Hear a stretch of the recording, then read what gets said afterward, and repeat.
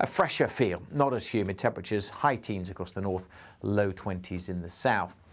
As we go through Thursday evening, we'll see a few more showers coming in across northern Scotland and a bit breezy here, but otherwise most places dry and clear. But notice behind me, more rain starting to move in. That will spread its way slowly but surely across in from the west during Friday. So again, some perhaps welcome, useful rain across parts of Wales and southwest England for a time on Friday before further spells of rain come in to Northern Ireland and western Scotland. Much of the east will be dry, just a few scattered showers across Scotland. And again, temperatures close to the average for this time of year. High teens across the north, low 20s further south. Goodbye.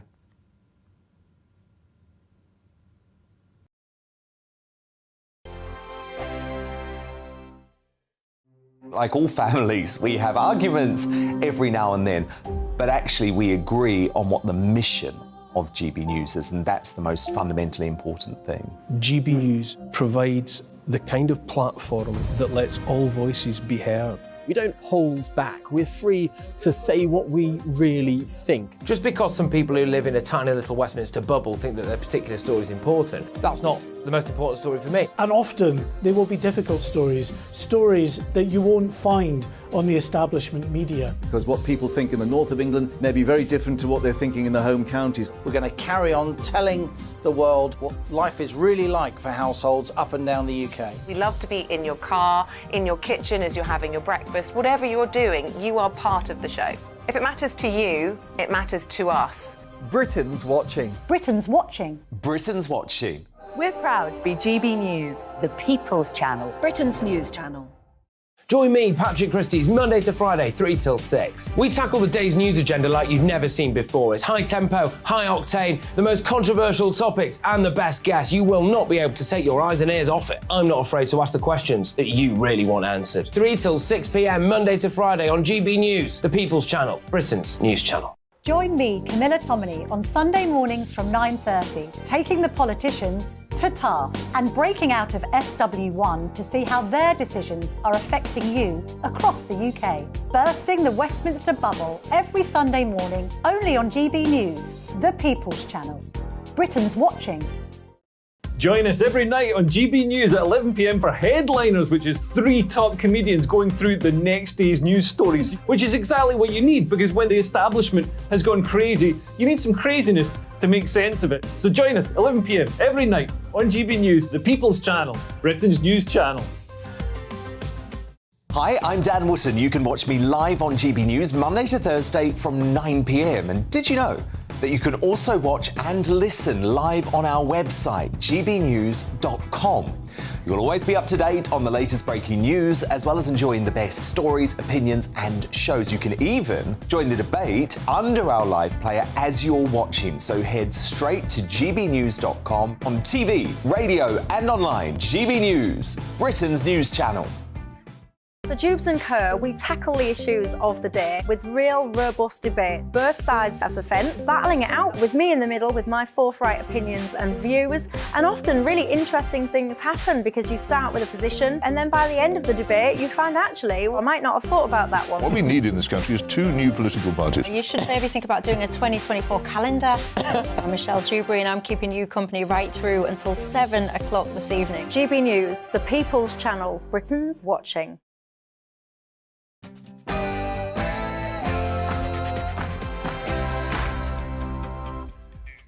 It's 3 p.m, it's Patrick Christys, it's GB News. Now, the true cost to the working class of our asylum seeker hotels is being laid bare. 95 people will lose their jobs at a hotel in Wales. Extrapolate that across the country, and it's thousands and thousands of people. I've got the local MP on. I'm also going to be talking to a whole host of people who have been affected by this migrant nonsense. In other news, I'm also going to be talking about this. Give Johnny Bairstow a knighthood. It's about time he finally caught something, to be fair, but he absolutely took the trash out at Lord's today when a Just Stop Oil protester came on the pitch. Let's play the clip. OK, so Bairstow, there he is, not messing about, gets him under his arms and shoves him off into the crowd. But I want to know whether or not he's actually going to get done for assault. Back to me. Yes, hybrid cars. Did you buy one thinking that it was the right thing to do? Well, unfortunately, you've been done like diesel drivers were a few years ago, because it looks as though they emit loads more CO2 than first thought, and guess what? They could be banned. banned. Bet you won't be too happy about that. We're also going to be doing a little bit of this as well.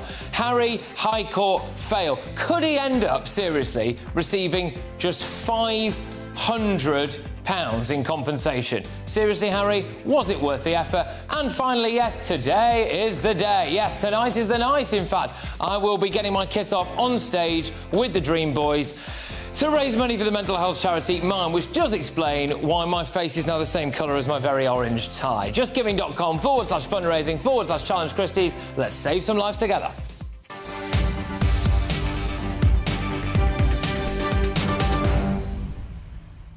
Yeah, loads on today. I am having a much closer look at how many people have lost their jobs or lost out on business as a result of these asylum seeker hotels. It is just unbelievable. Isn't it time that the Labour Party, the party of the working class, started standing up for the working class on asylum seeker hotels? GB Views at GBnews.com. Headlines now, though.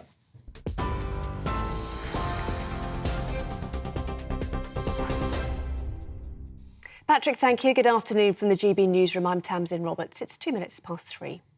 Thames Water says it's working constructively with its shareholders to secure funding amid mounting concern over its financial stability.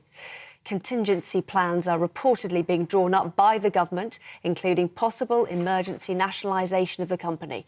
It's feared Thames Water is £14 billion in debt.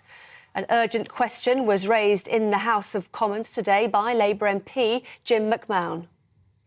Now, the news that we're seeing is a result of the Conservative Party's failed profit above public interest experiment, handing over the water industry at a knockdown price, together with the entire infrastructure serving the nation, over to private enterprise. Almost unique, for instance, when rail was privatised, the tracks weren't sold off. But with water, the lot was handed over with little safeguards for our national interest, our national security or bill payers. It is for the company and its investors to resolve any possible issues. And government, of course, is confident that Ofwat, as the economic regulator of the water industry, is working closely with any company that would be facing financial stress. The Chancellor has pressed consumer watchdogs over concerns that firms are exploiting high inflation to boost their profits. Jeremy Hunt met with the Competition and Markets Authority and the regulators for the energy, water and communications sectors to question them on what powers they can use to help lower prices for customers. The meeting comes after the Bank of England suggested some retailers are hiking prices or failing to pass on lower costs to consumers. Ofcom has launched an investigation into BT after disruption to the 999 emergency call service at the weekend.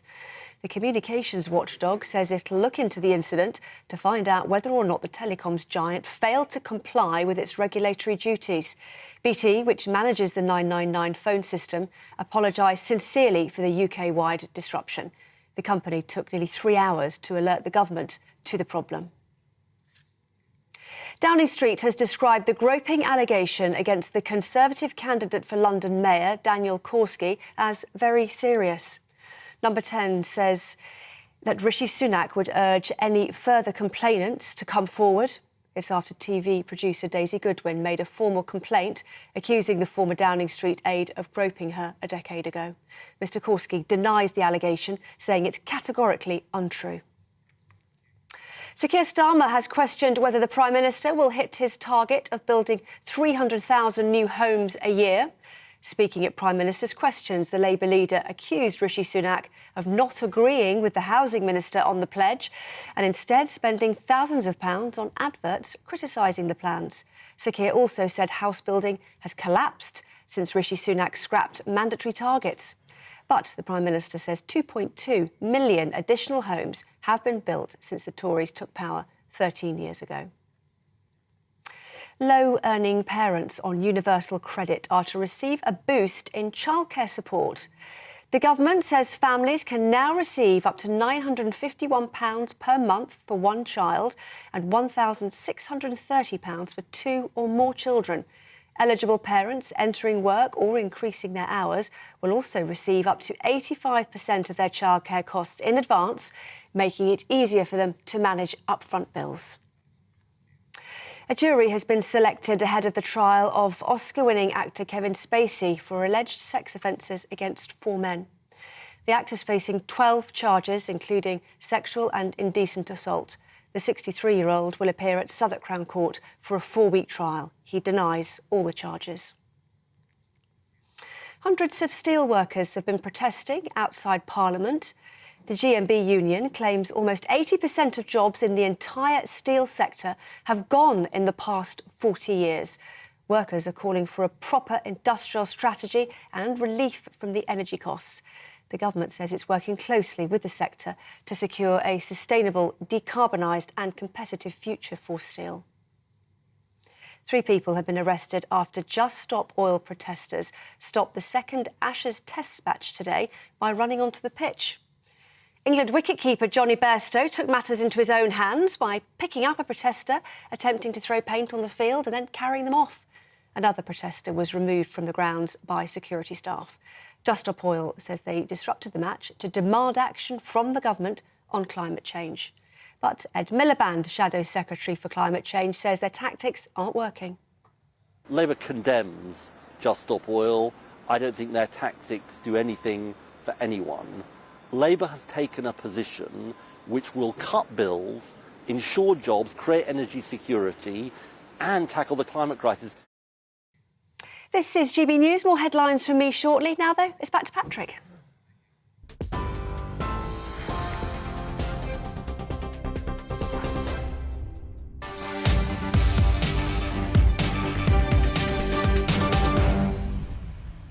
Well, it's all action today, but I feel very strongly about this, so I wanted to go in on it.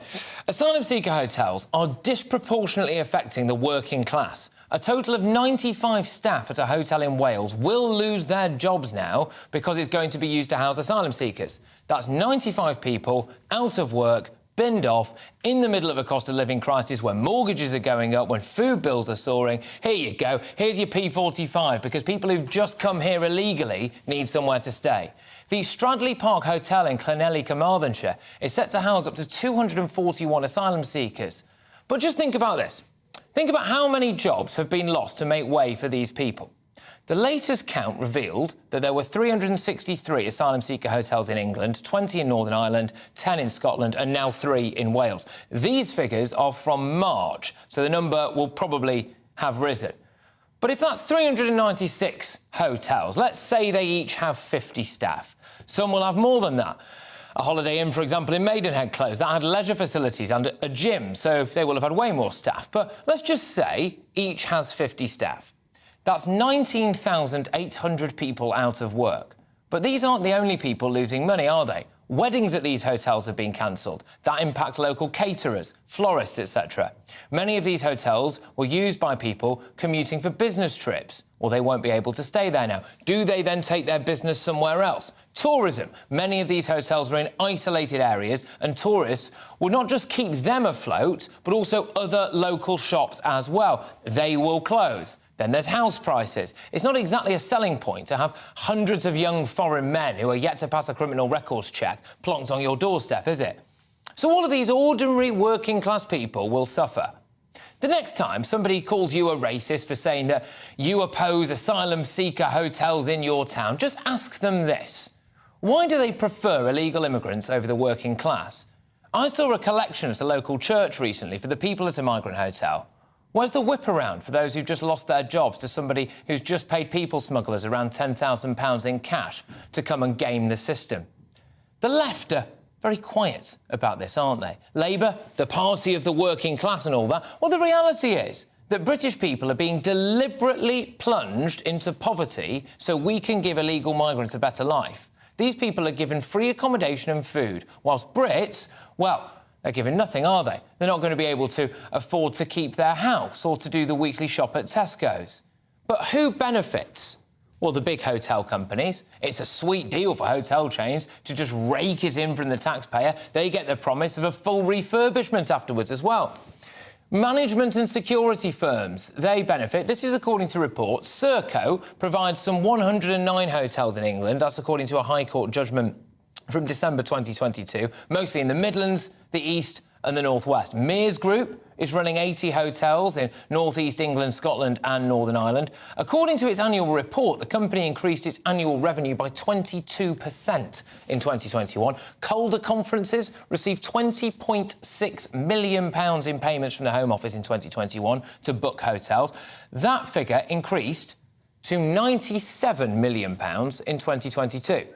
Can you imagine what kind of money they're making now?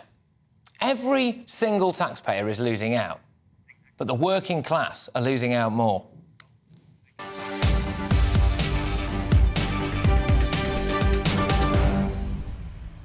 Get your views coming in, gbviews@gbnews.com. Now, a little bit later on this hour, I will be talking to the local MP for that part of Wales where we will be getting their reaction to what's been going on, as news of 95 staff at a hotel which is used to house asylum seekers have been told that they will lose their jobs. The Stradley Park Hotel in Llanelli, Carmarthenshire, is set to house up to 241 asylum seekers, as you've just been hearing about, with the Home Office saying that the plans were necessary and it was listening to the views of the local community, which is fascinating, really, because every single time I cover an asylum seeker hotel story, the local community tell me their views aren't being listened to. The local MP tells me their views aren't being listened to. One cabinet minister, our foreign secretary, his views aren't being listened to. So, really, are they? Well, I can now speak with Jeremy Hudson from Migration Watch UK. Jeremy, thank you very much. When you extrapolate this data out right across the country, you realise how many ordinary working-class Brits are having to lose their jobs in order to make way for asylum seekers. It's ridiculous. Yes, it's absolutely abysmal, and I think everyone involved should be hanging their heads in shame. First of all, I want to say that was a really good opening monologue on this subject, really terrific.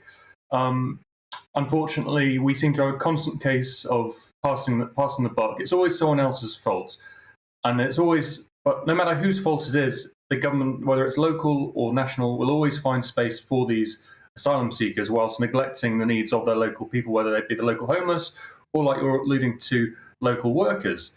And losing your job in this fashion, I mean, I've not ever lost a job in this fashion, but I have lost a job before, and it's an incredibly distressing process. It's not nice. It can be incredibly disruptive to one's lifestyle. And this has been happening again and again and again, up and down the country, and there's no end in sight. And I think everyone really needs to realise this is a result of a very bad government policy towards asylum in general, as well as the displacement in hotels. And it needs to come to an end, because this simply cannot go on any longer. People are against the idea of controlling our borders because they think, oh, it's inhumane to do things like turn the boats back. It will be against people's human rights to deport them. Oh, everybody has a right to say, oh, I'll just believe that this person's a child and that they've come from a war-torn country. But I think where all of that falls down is when you ask them the serious question. So you would rather, would you, allow somebody who's just come to this country in a dinghy to stay in a hotel for free and be given taxpayer-funded food and board and all of this? You would rather that happened, and you would rather that a working-class person in this country lost their job. And I wonder whether or not this is now where the argument can be won, when people realise that people are being made redundant in the middle of a cost of living crisis as a result of what's been going on in the Channel. Yeah, I think you've hit the nail on the head right there. There's simply no consideration of normal people whatsoever. As you're saying, the asylum seekers are always given priority, and normal people are left to pick up the pieces. And these local areas, this will cause them to lose tourism. There'll be a range of secondary knock-on effects.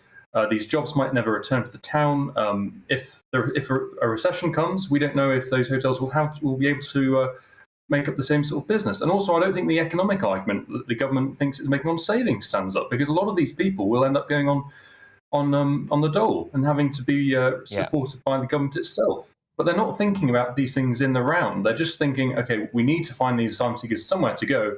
No matter the consequences, let's do that. Because to them and their friends in, the middle of London, I mean, I am in London right now, but in that circumstances, they don't want to be seen to be ashamed and being mean to asylum seekers. But there can never be a more stark example of the priority of people who have just arrived here illegally, many of whom we have no idea whether or not they've passed a criminal record check. As is evidence, whenever there is some kind of incident, there's usually a statement that's read out afterwards, which is something along the lines of, we are working to establish whether or not this individual has a criminal history in another country. So you are being lobbed with a load of completely random people from anywhere in the world on your doorstep, that they are being prioritised over local, ordinary Brits. And you make that economic argument. This time yesterday, we were having a discussion where some very worthy people saying, oh, well, look, have you seen that it's going to cost loads more to send an asylum seeker to Rwanda than it is to keep them here? Well, yeah, it isn't, though, is it? Because by the time that you've added in the cost of the hotels, the cost of poor Marjorie, the cleaner at Holiday Inn, who no longer works anymore, the cost of her having to move house or whatever it is, the local florist who no longer does the weddings at that particular venue, etc., etc., etc., the economic argument for this just doesn't stack up. No, not at all. That government economic impact assessment was actually quite interesting to read in depth, and I think it has a lot of flaws. It does allude to those things you're talking about, yet they don't actually try to include those numbers in their total. They just sort of say, well, we know there is a local impact, but we can't estimate that. And then several of the other estimates in there seem to be, well, highly overestimated. Like it'll cost £20,000 to send someone to Rwanda. Just in terms of transport costs, which is more than double the average charter flight costs over the past few years. I don't know where they're getting these numbers from, but we need to get them on these planes and get them to Rwanda, because as it is clearly obvious to everyone, the UK doesn't have space for these people. We've got a housing crisis, a rental crisis, and now people are being put out of their jobs in hotels. It's just not on. No, absolutely. We're being asked to compromise financially, we're being asked to compromise culturally, we're being asked to compromise in terms of our safety, and now people are being asked to compromise by losing their jobs. And I would dare say that even the most ardent supporter of open borders, even the person who thinks that absolutely everybody should be allowed to come here to this country, you know what, I'll name him, even someone like the Archbishop of Canterbury. I reckon if someone said to you, Archbishop, you're going to lose your job, I mean, it would be a remarkable thing, wouldn't it? But if you lose your job as a result of someone coming over here, or you lose your place to live and everything, I would have thought maybe he'd change his tune, but I'm sure that day will never come, because like a lot of the people who spout that kind of rhetoric that he does, his life is relatively untouched by what's been going on. And I'll just finish as well by saying, you know, I was in a church here the weekend and there was a whip around and a load of support, etc., etc., etc., for people who just moved in at a local asylum seeker hotel. Yeah, that's fine, but I happen to know that everyone who worked at that hotel has just lost their jobs. So where's the whip round for them? Look, Jeremy, we're going to have to leave it there. As you can tell, I'm quite animated about this. Jeremy Hudson there from Migration Watch UK. Look, thank you very, very much. A little bit later on this hour as well, I will have the MP for that local area on this show to discuss this. It will be fascinating to get their views on all of this. But on to a different story now, potentially an important one as well. A 33-year-old man who has been charged with raping a woman in a Skegness park late at night was staying at a taxpayer-funded hotel believed to be housing migrants. The man was charged with raping a woman 16 years of age or over. The Sun is reporting that he came to this country on one of the small boats crossing the channel. So there we go. Now, coming up in just a moment, Just Stop Cricket. Yes, the attention-seeking environmental group Just Stop Oil has got their latest stunt. They ran out onto the Ashes at Lord's this morning. Johnny Bairstow there, though, carrying away a protester at the Ashes. But get a load of this. In light of the way that the police have gone after people who've pushed them to one side on the streets of London or wherever they've been, I want to know, will Johnny Bairstow be arrested? You might miss day 2 of the Ashes. Joining me now, very, very shortly, I will have an expert on all of this, a policing expert. Patrick Christys on GBNews, Britain's news channel. First and foremost, I am a GB News fan, and I was before I was working here. Just love the fact that we're asking the questions that a lot of establishment media won't ask. With a bit of a twist, we not only want to inform you, but we want to keep you entertained. It's worth the drive because you get in and the team's all ready and waiting, they're itching to go, and it's a proper little family. GB News is the people's channel. It's the audience that makes the programme sing. We're giving our viewers and our listeners a voice. I see the thousands of your letters, tweets, emails, you name it, coming in. Britain is broken. How on earth did we get into this mess? But more importantly, how do we get out of it. The establishment had their chance. Now we're here to represent you. It's time for something different. It's time for GB News. I'm very patriotic. I believe in Britain. Our best days lie ahead. Britain's watching. Britain's watching. Join us here on GB News. The People's Channel. Britain's news channel. I'm Andrew Doyle. Join me at 7 o'clock every Sunday night for Free Speech Nation, the show where I tackle the week's biggest stories in politics and current affairs with the help of my 2 comedian panellists and a variety of special guests. Free Speech Nation, Sunday nights from 7 on GB News, the People's Channel, Britain's news channel. Nightmare commute. Kick it up a gear with me, Patrick Christys, at drive time, 3 till 6 p.m, Monday to Friday on GB News Radio. You can listen online and on DAB+, on the smart speaker app, and on the GB News app. And if you've got an Alexa, all you have to say is, Alexa, play GB News. We're also on TuneIn and the Radio Player apps. From the school run to rush hour, get revved up with me, Patrick Christys, on GB News and GB News Radio. What you get for breakfast is something that, if we do our jobs right, you will wake up to news that you didn't know the night before. It's a conversation. It's not just me and Eamon. We want to get to know you, and we want you to get to know us. From 6, it's Breakfast with Eamon and Isabel. Monday to Thursdays on GB News, Britain's news channel. Westminster is going around in ever-decreasing circles, followed by the media. Britain is broken. How on earth did we get into this mess? But more importantly, how do we get out of it?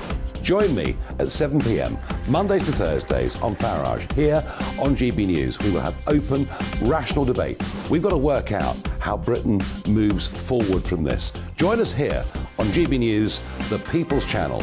Britain is watching. Every Sunday from 11, join Michael Portillo. There will be topical discussion, looking at the week before and the week to come. So kick back and relax at 11 a.m. on Sundays on GB News with me, Michael Portillo. GB News, the People's Channel, Britain's news channel. Radio.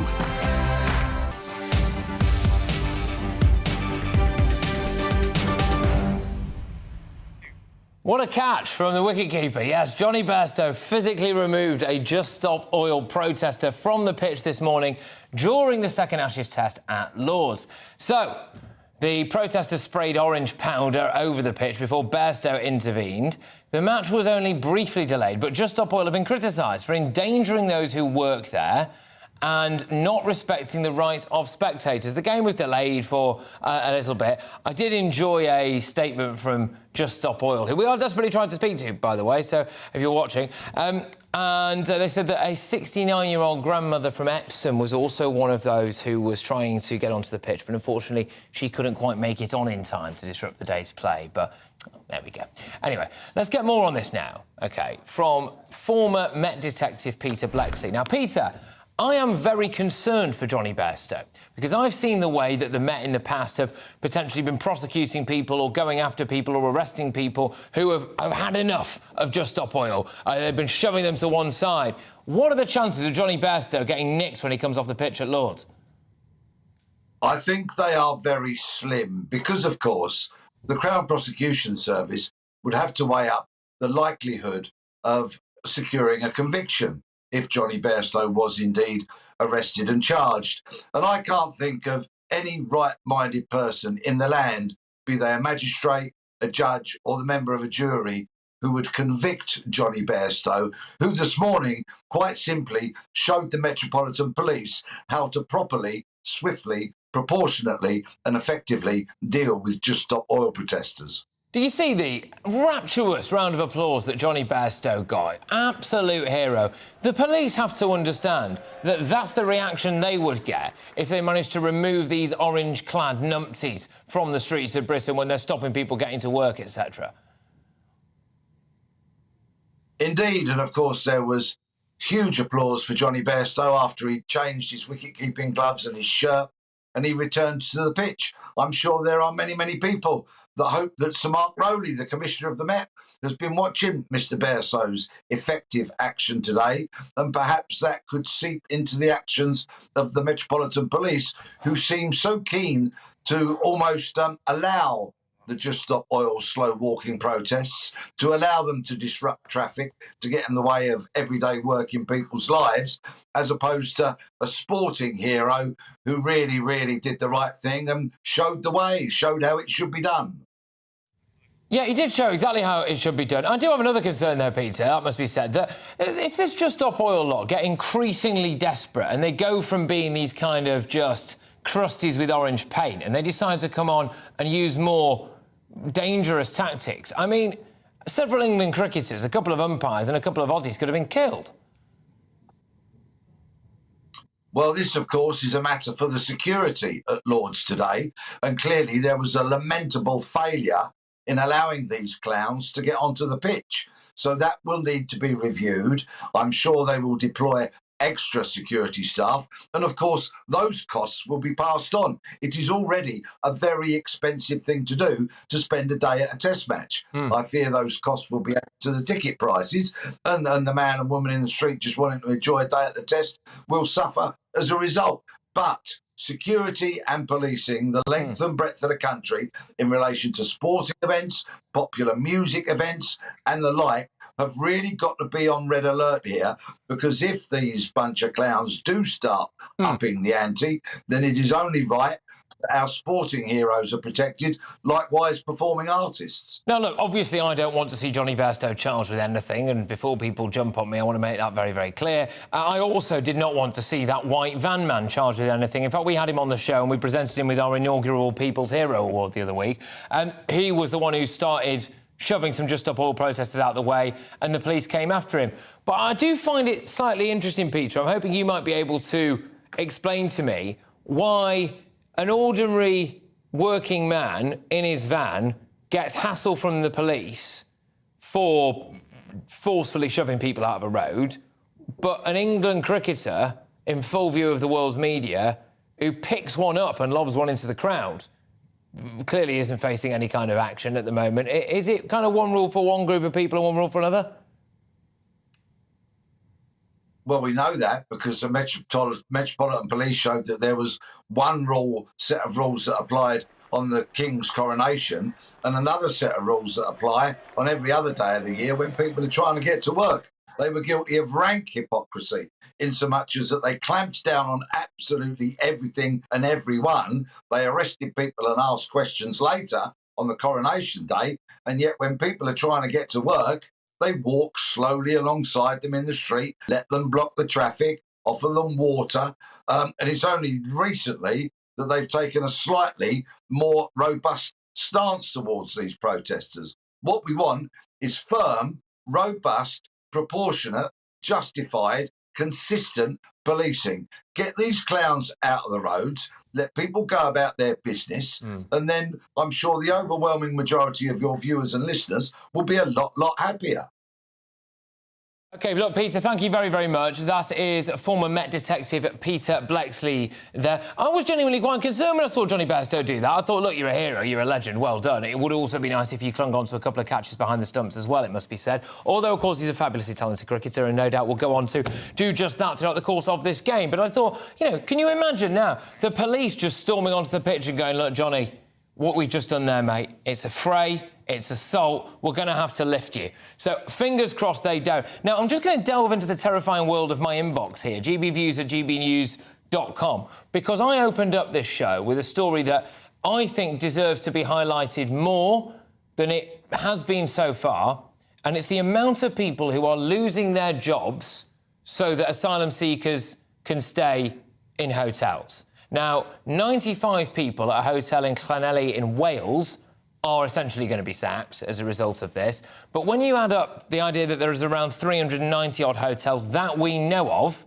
in the country at the moment, if you say that each of those has around 50 staff, give or take, you know, we're in the realms of nearly 20,000 people being out of work. And that's before you factored in the others as well. I am very pleased to say that shortly I am going to be joined by Dame Nia Griffith, who is the Labour MP for Llanelli, and she's going to be coming on to have a chat with me about this. I think that will be fascinating, won't it? Because I wonder whether or not this is kind of where the Labour Party can actually justifiably, in terms of its own traditional voter base now, feel the freedom to come out against this asylum seeker hotel madness. Because when it drills down to it and people are losing their jobs in their droves, they have to be seen to stand up for the working class, do they not? Because otherwise, surely, this is any government, present or potentially future government, who really is actively prioritising the housing and the living needs of people who have just arrived to this country illegally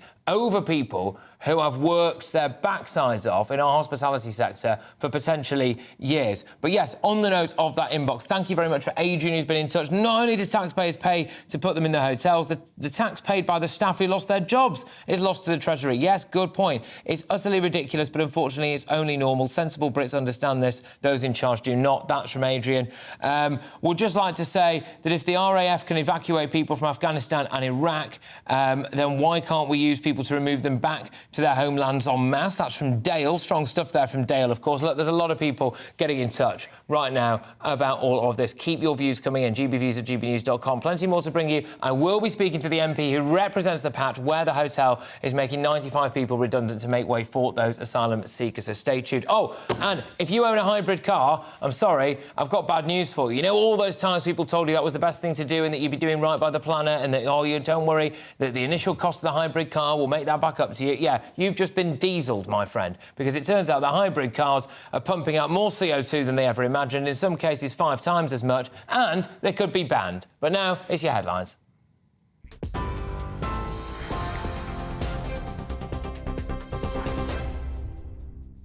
Patrick, thanks. Here are the headlines at 3:32. Thames Water says it's working constructively with its shareholders to secure funding amid mounting concern over its financial stability. Contingency plans are reportedly being drawn up by the government, including possible emergency nationalisation of the company. It's feared Thames Water is £14 billion in debt.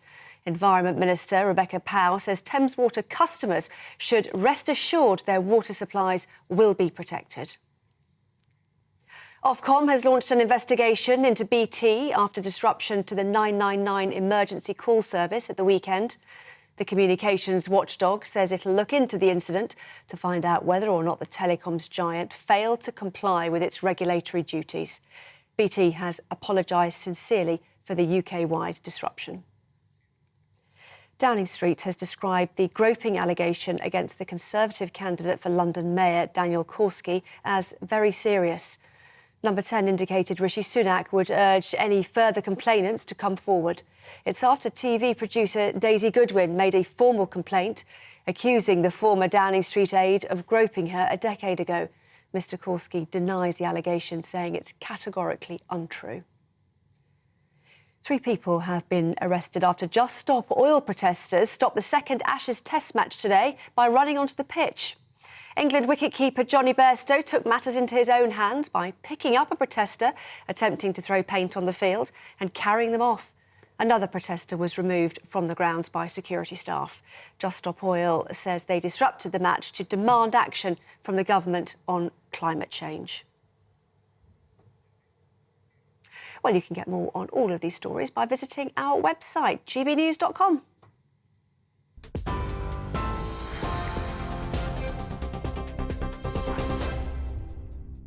Direct Bullion sponsors the Finance Report on GB News for gold and silver investment.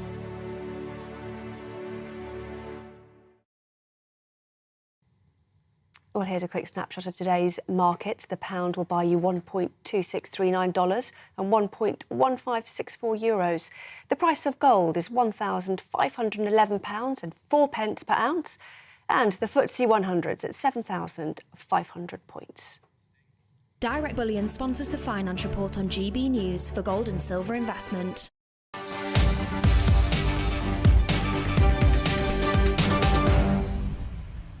I'd just like to say thank you very much for everybody who's been emailing in, commenting on the rather shoddy spray tan that I had last night, as Many people will know I will be dancing on stage later this evening with the Dream Boys, a group of male strippers, to try to raise a bit of money for the mental health charity Mind. I've also had to change this tie because apparently it was matching the colour of my face. So there we go. You can all stop emailing me your supportive messages now. I know how I look, but it's all for a good cause. Moving on. Prince Harry has been locked in a bitter battle with the British press for some time now. So how tragic would it be if he was to receive just £500 for his troubles? Mirror Group newspapers, who Harry is suing, has told the High Court that the Prince should receive just £500 in compensation because he was not a victim of phone hacking, and the true purpose of his case was to further his personal crusade to reform the British press. I think it's interesting, actually, really, that, because if they're saying that £500 should be paid, I would have thought they'd just hold out and hope that he ends up having to pay their legal costs. But joining me now is royal commentator Michael Cole. Michael, thank you very much. So, £500 for Prince Harry. I mean, I wonder if he'll donate some of that to charity. Good afternoon, Patrick. Yeah, I think £500 is a little bit high. As you know, because I was with you at the time, I read every single word of the Prince's testimony when he came here to give evidence. And I have to say that throughout those 2 days, no evidence was adduced to prove that he had been hacked. And a civil case is decided on the basic of probabilities. Was it more likely or less likely that he was hacked? But it relies on proof, and proof there was none. I actually was hacked. I was hacked by 2 people who worked for the News of the World, now defunct, and they went to jail. It was a nasty little episode, but it's done and dusted. I really was hacked. It's horrible, but we get on with it. Now, it doesn't seem that he was hacked, according to the Daily Mirror Group's King's Counsel. He said, and he made the point very clearly, that this was all part of a crusade. Nothing to do with the Mirror Group specifically, but Mirror Group was included in his crusade, as you said, against the British press, his self-appointed role to clean up the British press. Well, you know, the thing is, the Sussexes, Prince Harry and his wife Meghan, they do want publicity, but they want publicity on their terms. And I'm afraid it doesn't work like that, because we believe in free speech. We're exercising it at the moment. We believe in a free press. We're exercising that in the media at the moment. And with that comes criticism as well as praise. They don't think it works that way, but I'm afraid it does. And with regard to the press and the people set in office above them, well, a cat can look at a king, and a cat can look at a prince, and then a cat can mew or a cat can purr. That's how it works. But Prince Harry and his wife don't seem to realise that.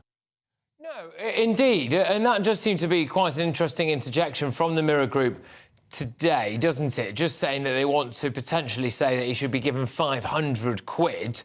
And they've highlighted, I think, the idea that it's his personal crusade for fame and publicity, as opposed to, as you've just said there, the burden of proof. How do you think Harry will react to that, though? Because would any sum of money not be considered a win for Harry? Well, let me just say, and you probably know this, Patrick, in fact, I know you know, I mean, these KCs, they don't clear their throat for less than £500 per hour. They work for thousands. So this is a derisory sum that is suggested by the King's Counsel representing the Mirror Group newspapers. And Prince Harry, unless he's completely silly, will realise that it's an insulting suggestion. It all depends on proof. You can't do anything without proof, and I'm quite sure the judge will be bending over backwards to make sure that Prince Harry and the other co-respondents who are complaining about being hacked and other injustices, they get a fair go. But you can't do it unless there's proof. The judge is now going to reserve his judgment at the end of the week, and he'll write his judgment, and we'll hear it in due course. But I would be extremely surprised if it is a stunning victory for the California team. I mean, I would be absolutely surprised as well. We'll have to wait and see, of course, what the other claimants managed to receive, if anything whatsoever. But it is just more misery on top of more misery on top of more misery for Harry and Meghan, isn't it? We've had the Spotify issue. That Dior branding appears to have not come to anything as well, despite the fact that Harry rather unsubtly was dressed up, I can only imagine, by Meghan in Dior clothing for his father's coronation. You can't really catch a break. I mean, even that talk of Meghan Markle not actually doing the interviewing herself for some of her podcast series. They've been called grifters recently. And there's an interesting piece today, actually, by Alison Pearson in The Telegraph, saying that maybe Americans are now seeing them for actually what they are, which is just kind of very entitled, work-shy individuals with not a lot of talent. Well, I think that's right. The guy from the podcast, he said, guess what? It turns out she isn't very good as an audio journalist. And of course, the man who worked for the other people who dropped them called them grifters. This is a wonderful American slang term. It means a con artist, exactly. But you know, the thing about America is that they always want the next thing. They want to know what's new. This is the home of nostalgia. This is where the old stars come over here, the Hasselhoffs and the Fonzes and people like that, and appear in pantomime. America always wants something new. So the Sussexes are like a shark going through the water. They've got to keep going forward in order to survive. And it's a very, very expensive lifestyle they've got there. They've got round-the-clock security. Can you imagine 3 shifts of burly men all day long, every day, 365 days of the year? How much is that going to cost? You can burn through a few millions very quickly. And, of course, their security no longer is paid for by the British taxpayer. No. So that's a very big expense. Of course, it's coming home to roost. The thing is, there's got to be talent. They've got to offer something new. The Americans are saying, so what? You know, ho-hum. We've heard all this before. What's Harry got to say? Only bad stuff about his family. This is it. What else is there? But this is really interesting as well, because I think it ties into something just more generally, actually, which is you've got to have some kind of positive vision. You've got to have some kind of solutions in life. People do not just like campaigns driven entirely on misery. People don't like politicians who deal entirely in misery. People want someone forward-looking with something, not someone who sits there crying about their own life when, as well, most people would look at those lives and say, I would trade my own for that. I tell you who definitely would trade it, actually. Some of the people I'm going to be talking about next. Michael, thank you very much. Always an honour and a privilege, my good man. Until next time, Royal commentator Michael Cole. Coming up, we will be speaking, I'm very pleased about this, actually, with the MP for the area where 95 people are to be made redundant to make way for asylum seekers. She's a Labour MP. It's Dame Nia Griffith. I've got a feeling this is going to be a fascinating conversation. Lots to go ahead. Don't go anywhere. Patrick Christys on GB News, Britain's news channel.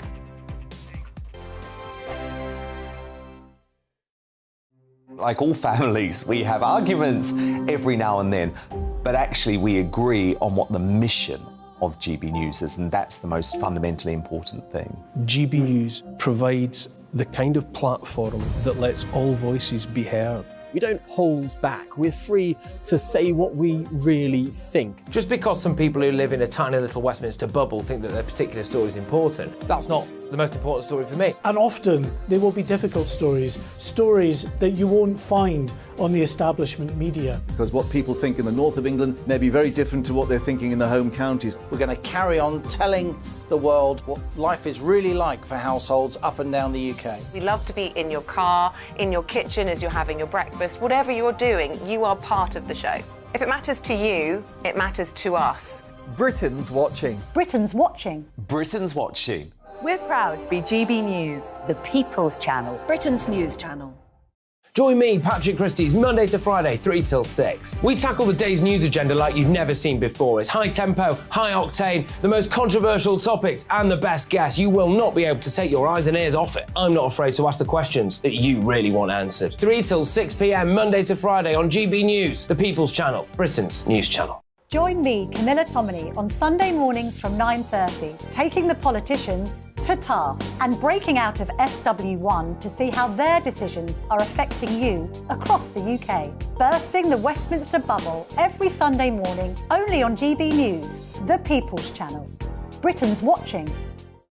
Join us every night on GB News at 11 p.m. for Headliners, which is 3 top comedians going through the next day's news stories, which is exactly what you need, because when the establishment has gone crazy, you need some craziness to make sense of it. So join us 11 p.m. every night on GB News, the People's Channel, Britain's news channel.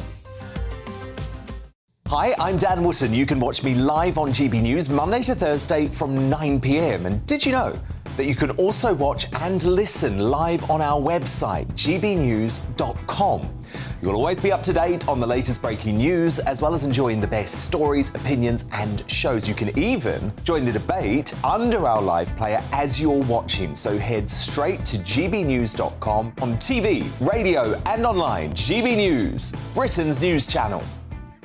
So Jubes & Co, we tackle the issues of the day with real robust debate, both sides of the fence, battling it out with me in the middle with my forthright opinions and views. And often really interesting things happen because you start with a position and then by the end of the debate you find actually, well, I might not have thought about that one. What we need in this country is 2 new political parties. You should maybe think about doing a 2024 calendar. I'm Michelle Dewberry and I'm keeping you company right through until 7 o'clock this evening. GB News, the People's Channel, Britain's watching.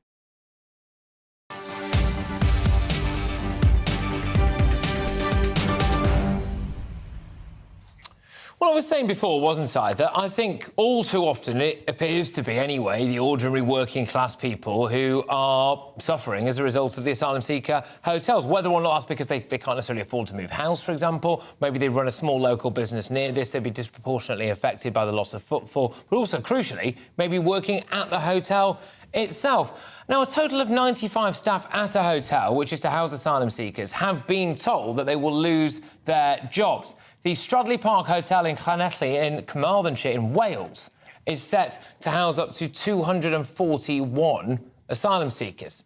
With the Home Office said that the plans were necessary and it was listening to the views of the local community. Well, I can now speak to the Labour Member of Parliament. In fact, I will be able to talk to her in just a second, so there we go. But when she is back, where she is... Oh, there we go. So there we are. Minor technical issues, but great to have you on the show. Thank you very, very much. As the Labour Member of Parliament for the area, that the redundancies will be made, and that is Dame Nia Griffith. Thank you very, very much. And can I also apologise for my horrific English pronunciation of your fair part of the world? So sorry about that. But when it comes to the people who are losing their job at this site, does it not appear that ordinary working-class individuals are losing out on their livelihoods because we are prioritising the accommodation of people who have just come here illegally? Well, I think the point is it's the way it's all been handled. I mean, here we have fantastic staff. We have 95, people who are very, very experienced. They've been working in the hotel for a long time, and they've been treated absolutely appallingly. They've had no information. They've had no communication. We have an organisation called Clear Springs who are contracted by the Home Office to run the show, as it were. And they said only 10 days ago, they said there will be jobs in catering and in cleaning and in security. Now, I'm not pretending for 1 minute they would have been as good quality jobs as those jobs in the hotel, and we have opposed the use of this hotel from day one. But the point is this, they have then been told just a few days later that there are no jobs, and that to me, is just a terrible way to treat people right from the beginning. The owners haven't spoken to the workforce, the Home Office didn't speak to the workforce. They found out because the council and I told them what was going on, and the same with this organisation, Clear Springs, who are contracted to the Home Office. So this is absolutely no way to treat decent, loyal staff who absolutely deserve to keep their jobs, and they shouldn't be in this position in the first place. No, 100%. And when you really think about how many people this is affecting across the country at sites just like this, it's just the fact that this has been really highlighted recently. I mean, it's staggering. The numbers must be absolutely staggering, especially in the middle of a cost of living crisis. How did the staff there find out then? And what's actually going on? Are they getting any compensation? Do you know? What have they been saying to you? Well, I think that's part of the problem. The more senior members of staff were asked to let the others know, which again is totally unacceptable. They were literally told yesterday morning, no information, no notice, nothing. Now, clearly, immediately we've got the unions in, we've got the county council and the Welsh government doing what they can in order to make sure that there are opportunities for people, but nothing at all from the Home Office. I asked the Minister only yesterday, what are you going to do about people losing their jobs? Not not an indication at all from him of anything. So, totally ignored by the Home Office and by the Clear Springs organisation and by the owners, who wouldn't even discuss it with them when they actually had a Zoom meeting with them on Friday. They just wanted to pass the buck. They were not prepared to face the music, and that is, that's where the fundamental problem has lied. That they've been making these agreements with the Home Office behind people's backs.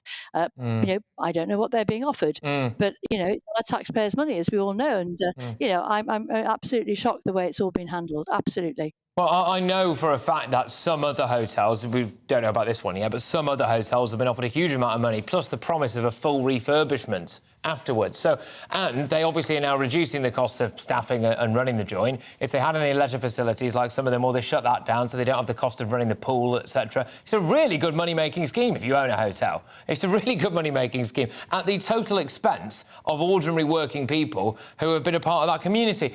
Just in terms of the actual area itself, where that hotel is, it won't presumably just be impacting the people who very sadly have lost their jobs at that hotel. I would imagine it would have an impact as well on the local economy.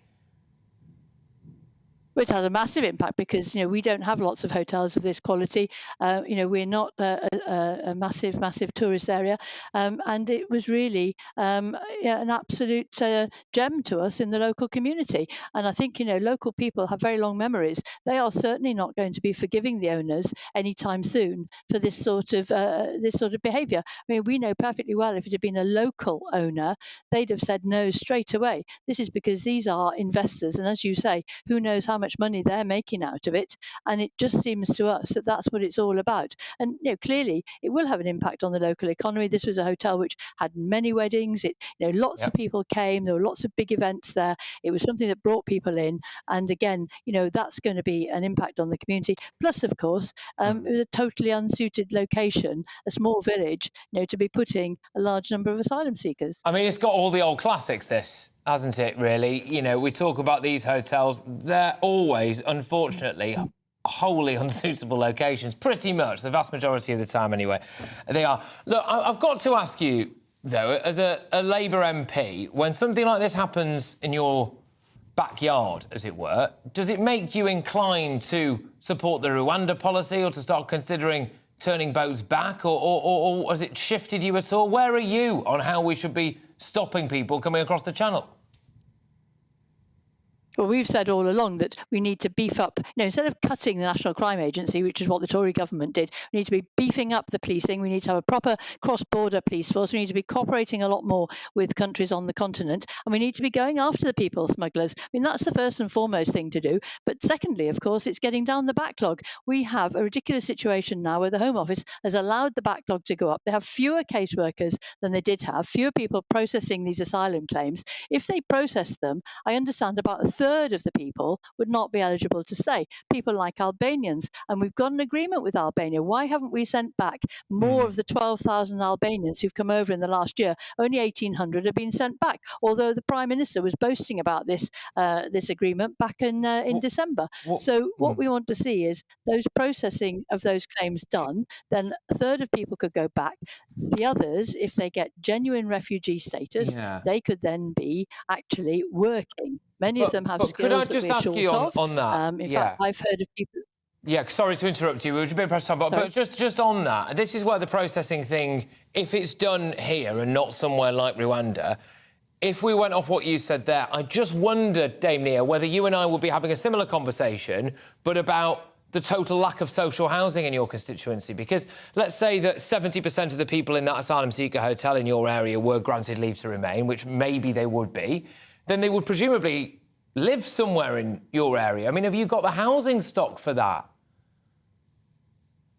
But I think this is the point, isn't it? You live in the area where there are jobs, don't you? So you apply for jobs and you go for the jobs in the same way as any other person would. And what we mustn't be doing, we mustn't be letting anybody, and certainly not what you would call a mainstream party like the Conservatives, divide and rule in the sense of trying to pit one person against another. We do need to build far more houses, and we've said that time and time again. It was exactly the topic that was on Prime Minister's questions this week. And Keir Starmer's making it very clear that Rishi Sunak seems to be backtracking on the housing targets. And we all agree we need more houses, but we also agree that we need more workers in certain sectors. And we also agree that if you integrate people, it's about 2 or 3 people here or there. It's not about huge numbers in one place where you certainly don't have the facilities. So you need to do things in a sensitive way. Could you not sending a fair number of them back anyway? I mean, the people who've just lost their jobs at that asylum seeker hotel presumably need to now move their area in order to go to try to find some jobs, the kind of jobs that maybe you're saying that the asylum seekers could fill. Well, absolutely. As I say, this is not an area of desperately high job vacancies. I mean, we all know, the job vacancies tend to be obviously in bigger cities where there are more opportunities, and there are certain skills that are lacking in certain hospitals and so forth. So there are different profiles in different areas, and it is much more difficult in a rural area. You have to travel further. You are, and that's a really good point to finish it on, actually, because I think you've raised another good issue, which is a lot of these local areas now, when the jobs go, those people are going to have to move, and then, well, what happens to the local population? Look, thank you very much for coming on. I really do appreciate talking to you, and look, fingers crossed you can, continue to go into battle for your local residents and actually get some resolution for it. That's Dame Nia Griffith there, who joins me now. Right, very, very quickly, ladies and gentlemen, today is the day. Yes. That's right. After more than a year of me promising to perform on stage with the Dream Boys, it's actually going to happen this evening, which is why I've got a catastrophic fake tan. More than 1,000 people will be in the Churchill Theatre in Bromley, in Kent, to watch me get my kit off. I'll be doing 3 routines. One of them will be a solo. This was me during my final rehearsal yesterday. So, look, I just want to say how you can donate. It's justgiving.com/fundraising/challenge Christys. So far, we've raised nearly £76,000. Keep that money coming in. Can we get to 80 grand, people? It's all for Mind. It's all to try to save lives. Right, loads to bring you in the next hour of this show. Johnny Bairstow, give him a knighthood for absolutely clarting a Just Stop Oil protester. Patrick Christys, GB News, Britain's News Channel.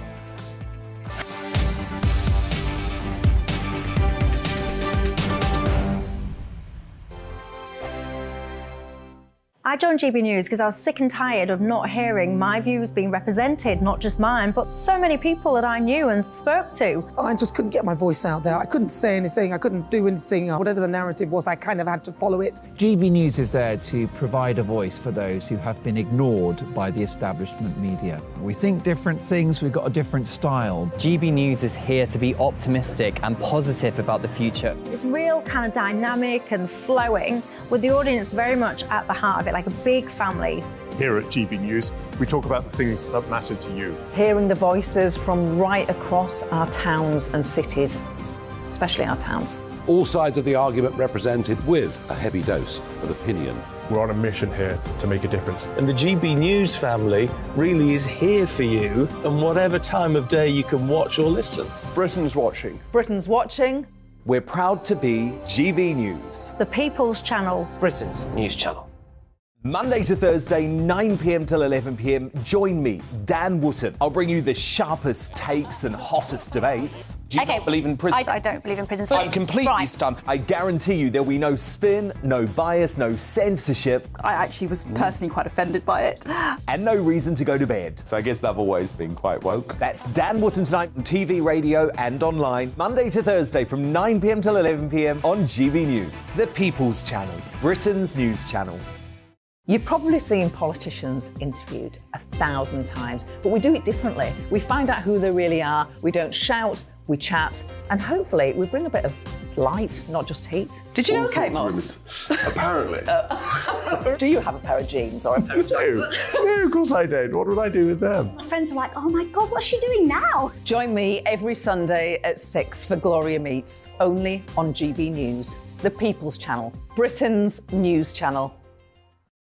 Weeknights on GB News from 6 p.m. You'll always get drama. Please stop, Michelle. I know, yeah. Please stop. Should I just shut up? Romance. You like me, I like you. There you go. There you are. Well, don't tell anybody. Adventure. Etc. That's the whole point. But and action. Sergeant, read my superstar panel. They're already at it. They're fighting. It's going to be quite a show. Only on GB News. Britain's watching. In a world of dull and predictable radio and TV shows. Oh, hi. On Mark Dolan tonight, we've got big guests. We drill into the big stories of the day. The show adds up to a brilliant listening and viewing experience. Mark Dolan Tonight is the most entertaining current affairs show ever, and that's a fact. That's Mark Dolan Tonight, Friday, Saturday and Sunday from 9. Only on GB News, Britain's news channel.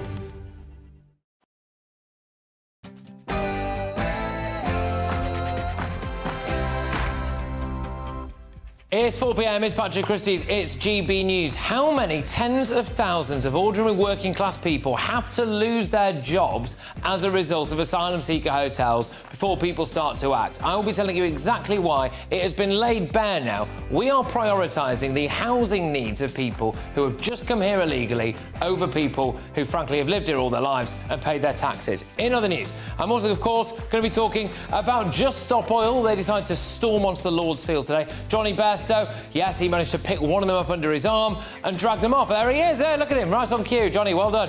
Give this man a knighthood. There are rumours, though, this could be some kind of assault or some kind of a fray, that Johnny Bairstow might get nicked by the police and not turn up for day 2. But, anyway, High Court Harry, yes, that's right. Could he end up with just, after all of this drama and song and dance, £500 in compensation from Mirror Group? Seriously? I'll give you the details in a tick. In other news as well, Big Brother Bank. Get a load of this, OK? See, we've seen it time and time again, haven't we? Where these very angry keyboard warriors from a variety of different groups, quite often, in this case, from the LGBTQ+ community, go after a business. Well, they went after a business and a bank shut their bank account down. Now they've had to pay them compensation. Isn't this absolutely terrifying? They could come after you next. Just think about that. What else have I got on? Oh, yes. Tonight is the night, people, which explains, by the way, why I have gone full Trump, OK? I am going to be dancing on stage with the Dream Boys this evening. Thanks to everyone. You have raised £76,000, staggering sum, for the mental health charity Mind, to try to save lives and smash that stigma of mental health, and also as well to stop the epidemic of male suicide. JustGiving.com/fundraising/challenge Christys. I will be talking to a Dream Boy who's at the theatre where I'll be performing a little bit later on. Wish me luck.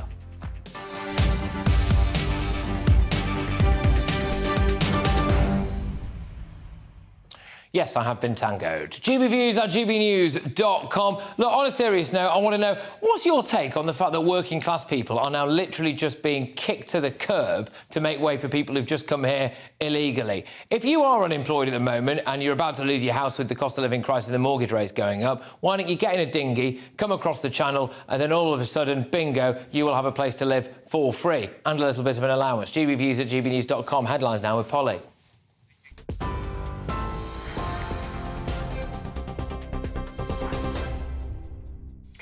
Patrick, thank you. Good afternoon. The top story on GB News. Thames Water says it's working constructively with its shareholders to secure funding amid mounting concern over its financial stability. Contingency plans are being drawn up by the government, including possible emergency renationalisation of the company. It's feared Thames Water is £14 billion in debt.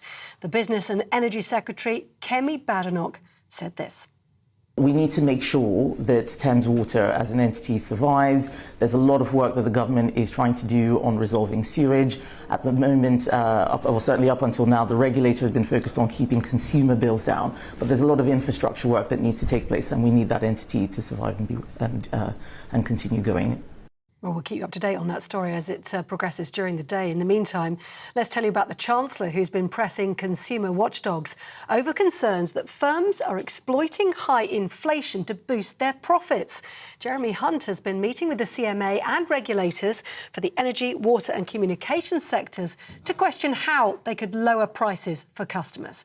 That's after the Bank of England suggested some retailers are hiking prices or failing to pass on lower costs to their consumers. Ofcom has launched an investigation into BT after disruption to the 999 emergency call service at the weekend. The communications watchdog says it's going to look into the incident to find out whether or not the telecoms giant failed to comply with its regulatory duties. BT, which manages the 999 phone system, apologised sincerely for the UK-wide disruption.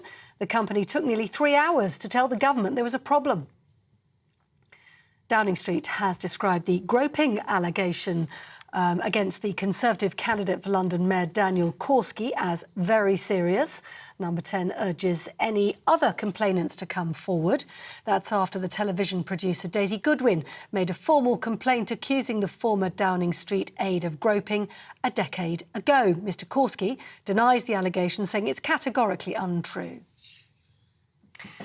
Sir Keir Starmer has questioned whether the Prime Minister will hit his target of building 300,000 new homes every year. Speaking at Prime Minister's questions this afternoon, the Labour leader accused Rishi Sunak of not agreeing with the Housing Minister on the pledge and instead spending thousands of pounds on adverts criticising the plans. Sir Keir also said house building has collapsed since Mr Sunak scrapped mandatory targets, but the Prime Minister defended himself, saying 2.2 million additional homes have been built since the Tories took power 13 years ago. Low-earning parents on universal credit are to receive a boost in childcare support. The government says families can now receive up to £951 a month for one child and £1,630 for 2 or more children. Eligible parents entering work or increasing their hours will also receive up to 85% of their childcare costs in advance. A jury's been selected ahead of the trial of Oscar-winning actor Kevin Spacey for alleged sex offences against 4 men. The actor is facing 12 charges, including sexual and indecent assault. The 63-year-old will appear at Southwark Crown Court for a 4-week trial. He denies all the charges. Now, 3 people have been arrested after Just Stop oil protesters stopped the second Ashes test at Lords today by running onto the pitch. England wicket-keeper Johnny Bairstow took matters into his own hands by picking up a protester, as you can see if you're watching on television, who had been attempting to throw paint onto the field. He was ferried off. Another protester was removed from the grounds as well by security staff. Just Stop Oil say they disrupted the match to demand action from the government on climate change. But Ed Miliband, Shadow Secretary for Climate Change, said the tactics just aren't working. Labour condemns Just Stop Oil. I don't think their tactics do anything for anyone. Labour has taken a position which will cut bills, ensure jobs, create energy security and tackle the climate crisis. Hundreds of steelworkers have been protesting outside Parliament. The GMB union claims almost 80% of jobs in the entire steel sector have gone over the last 40 years. Workers are calling for a proper industrial strategy and relief from energy costs. The government says it's working closely with the sector to secure a sustainable, decarbonised and competitive future for the steel industry. That's your news headlines. You're with GB News. More news as it happens. Back now to Patrick.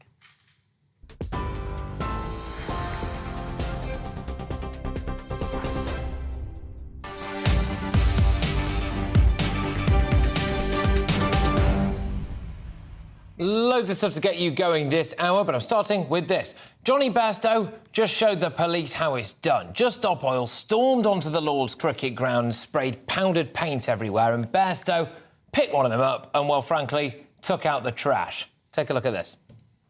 Johnny Bairstow there, not messing around, in his full clobber, picking them up, hoisting him, or is it a her? It's hard to tell. I mean, I don't know what their pronouns are as well, to be fair. Wouldn't want to misgender them, would I? And it lobs one of them over the side there. Good stuff. Anyway, OK, what a legend. Why can't the police just do this, though? Seriously. When a white van man tried to shove Just Stop Oil out of the way, he was attacked by 2 coppers, sworn at, and very nearly prosecuted. I am half expecting there to be a statement from the Met shortly, saying that Bairstow will not be featuring for the second day's play because he's due in court on an assault charge. Genuinely, though, our police are happy for Just Stop Oil to hold up people trying to get to hospitals, trying to get to work, trying to keep our economy moving, and they barely move them out the way. They certainly don't like the public moving them out the way. But when it comes to the cricket at Lords, Bairstow gets one under his arm, carts one of them off to rapturous applause. And the police should listen to that applause, because that's the reaction that they would get every single time they biffed a Just Stop Oil protester. That's the public's reaction to all of this nonsense. That is what the public want. They don't want namby-pamby-pansy police. I am convinced that Just Stop Oil protesters have either got massive daddy issues or they're unhappy with their own lives. Why? Well, because when you look at the demographics and the backgrounds of this lot, they usually seem like well-to-do, middle to upper-class people, trust fund babies, the kind of people whose parents enjoyed watching a spot of cricket, or the opera, or the Chelsea Flowers show. I've got a suspicion that this lot are doing it more to anger their parents than they are for the cause. But this did make me laugh, though, actually, I must say. A statement from Just Stop Oil said, a 69-year-old grandmother from Epsom was one of the people taking action, but she did not make it onto the pitch.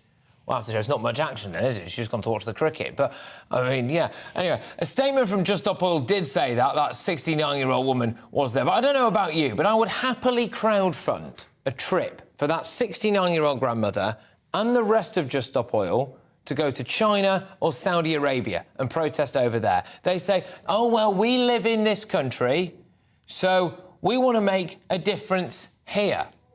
OK, well, I'm sick of them saying that to me on shows like this. So you know who also lives in this country? Well, Chinese and Saudi Arabian diplomats, don't they? And you can Google where their embassies are. Protest outside there, you bunch of cretinous cowards.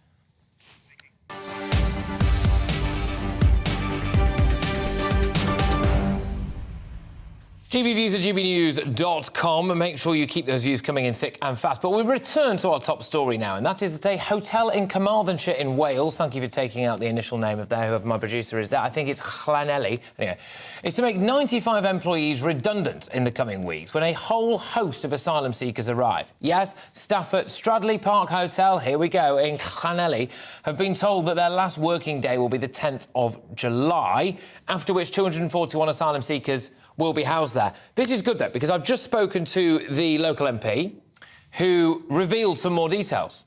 So apparently they were just told about this yesterday. They were given no notice. They will be out on their backsides. They don't know if they're really going to get any compensation whatsoever. They don't know what's going to happen to them next. And there has been no communication from the people who own that hotel. And that hotel is not disclosing how much the Home Office is paying them in order to do this or how long it will last. And get this, they were offered initially alternative jobs as cleaners and caterers. And those jobs have now been rescinded. So these ordinary working class people are out on their backside as mortgage rates go up, as the cost of living goes up, as the cost of your shopping goes up and everything. They will be left destitute so that we can look after people who have just arrived in this country illegally, who quite possibly have not even passed a criminal records check. The Home Office says that the plans are necessary and that it's listening to the views of the local community. But I would seriously push back on that because they're not really, are they? Let's ask former head of Royal Security, Di Davies, what Di thinks. Di, thank you very, very much. This is, at the very least, a monstrous security issue for the local area. Well, you're 100% right, both in terms of what you said about the cricket, the policing of it, etc. But now this idiotic idea that we're going to place up to 270-odd individuals, none of whom, as far as I'm aware, have had criminal checks or checks done on them. So we really don't know what kind of people they are, what their backgrounds are. It is nonsensical, this policy. Somebody needs to get a grip of it in this country. And clearly, neither the police, the customs, or everybody else seem to have an iota of an idea how you tackle this. We should treat those behind this as terrorists. We should apply the nation's resources both to tackling these criminals, but also ensuring we stop this nonsense. It's gone on too long. 10,500 people so far this year. Last year, 48,000, 23,000 a year before, and you and I are paying for it. Why are we not bringing ex-civil servants out of retirement and actually processing these people correctly? It beggars belief, frankly. And now it's in Llanelli. It's got two L's. Llanelli. Thank you, Di. It is appalling. Yes, thank you, Di. I will continually defer back to you on the pronunciation of that, I'm afraid. It appears impossible for me to be able to pronounce it correctly. Apologies to anybody in the local area. But you are in Wales, I believe, as well. Now, by the last count, there are 3 asylum seeker hotels in Wales, this one being the 3rd. That number may have changed. The official data dropped in March, so that may well have gone up. Areas such as this are wholly unsuitable, are they not, for people who have just arrived. And the local community of people who worked at that hotel, we just heard from the local MP there's not a huge amount of other local jobs available. So what happens, Di? They have to move to a different town, a bigger city. They might move country. And then what really happens when you add it all up? The local population is almost replaced by the asylum seeker population. Well, as I said, it is an appalling indictment on those responsible at the Home Office for actually carrying out this nonsensical idea of using a 4-star hotel, sacking the workers, 100 plus of them, and then putting people we have simply no idea who they are. If they're from Albania, they have no reason to be here, etc., etc. It beggars belief. But from a crime point of view, what's it going to do to the local crime area? Because they're not going to be detained in these places. They can wander around. They should be in secure units. They should be, whether you have to convert ex-army and RAF bases or wherever else and put big fences around them while you're processing, that's what should be happening, in my opinion, and not this nonsensical idea of putting them into local communities with little or no control. It is nonsensical, and I'd like to know who's in charge. Is it the Home Office? And who in the Home Office, what kind of idiot is in charge? But you know what it is, though, Di, that gets me? It's the lies. It's the we're consulting the local community. Do they think that nobody from the local community talks to people like me? Do they think that local politicians don't talk to people like me or local residents groups? Because every single time and time again, whenever I interview any of them, and I say, have you had any communication with the Home Office? They say no. The only time they hear from them is in court when the Home Office is trying to pretty much physically impose this lot upon them. So it just doesn't really ring true whatsoever. And I'll just return to, for me, what the core issue of today's topic is about, which is the ordinary working class individual, the person who's done right their entire lives, the person who's been born and bred in a local area, has loved that local area, has a manual job in that local area, who probably is a big part of the community, who right now, when we're seeing mortgages go up and the price of food going up and everything going up, gets told one day in a roundabout way by the Home Office that they will now not be able to pay their mortgage and they might lose their house, and good luck with the weekly shop. But you are out on your backside so that these people, who we've got no idea who they are or where they're from, half of them, can come and live in your area. And I'm sorry, but that is bonkers. Well, I agree. And it's not only just the 100 plus that will be made redundant, it's the local suppliers. They will lose out because this hotel caters, as far as I understand, for a large receptions, weddings and all the rest of it. So there will be literally hundreds of people locally affected, as I understand it. But I come back again. We have to tackle the criminals behind it. Where are all these boats coming from? I'm told they're coming from Turkey. Well, the actual boats. Yeah, well, why aren't we tackling the manufacturers of boats? I don't care where they are, or the manufacturers of outboard engines. There are simple solutions. We should be tackling these people, and the bunch of nunus, so-called intelligence experts, what are they doing about it?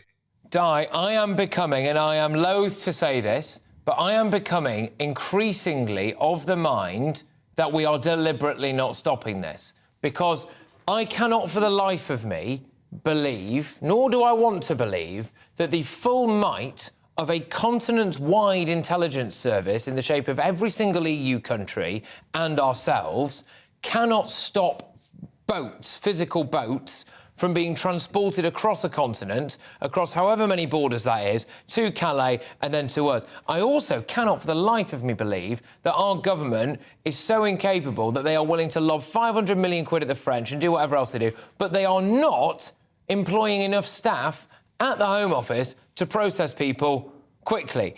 I'm sorry, but this, to me, does not much longer appear to be accidental. It's either incredibly incompetent or there is something bigger going on here, but we're going to have to leave it there, Di. Look, thank you very, very much. It's Di Davies there, who is the former head of Royal Security, obviously in Wales as well, and that's the area that we're talking about today because that's where this latest round of local people are going to be losing their jobs. Right, now, what a catch from the wicketkeeper. Yes, that's right. Jonny Bairstow physically removing a Just Stop Oil protester from the pitch this morning during the second Ashes test at Lords.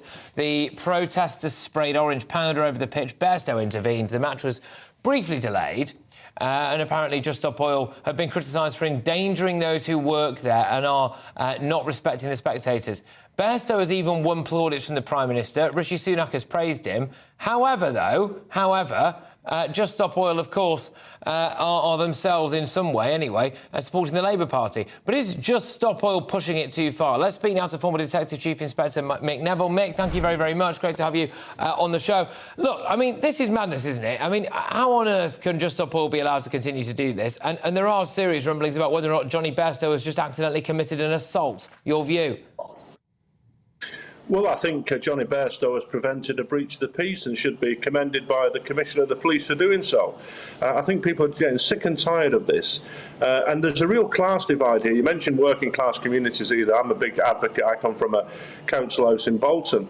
And what we have is these champagne socialist protesters, and they're always targeting these events. I mean, the cricket, they just shifted off there.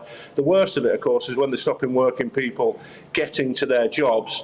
And the trouble is that people don't see the police intervening as they think they should do, and that's when people start taking the law into their own hands. And it's just not good at all. It's a real crisis for policing, in my view, that they're not getting a grip of this. So good luck to Jonny Bairstow. Well done, him. Yeah, and I think he's set an example, you know, and what a one it is. And the example as well from the crowd there cheering him, you know, absolutely roaring him on. And the police, I think, should take a bit of note of that, Mick, and realise that that's the reception that they would have got, frankly, if they were doing that to more of the protesters. You mentioned as well there the kind of individual that tends to be doing this stuff. I said a little bit earlier on that I think they've got daddy issues, this lot. I think they realise that their dads, their wealthy fathers watch the cricket and go to the opera and the Chelsea Flower Show, and they're partly doing this just to wind them up, do you think, Mick? I just think they're sort of sad individuals. They obviously need some kind of... They're telling us the world's going to end. It's utter nonsense. We all know that. And it's just some middle-class obsession with this climate change.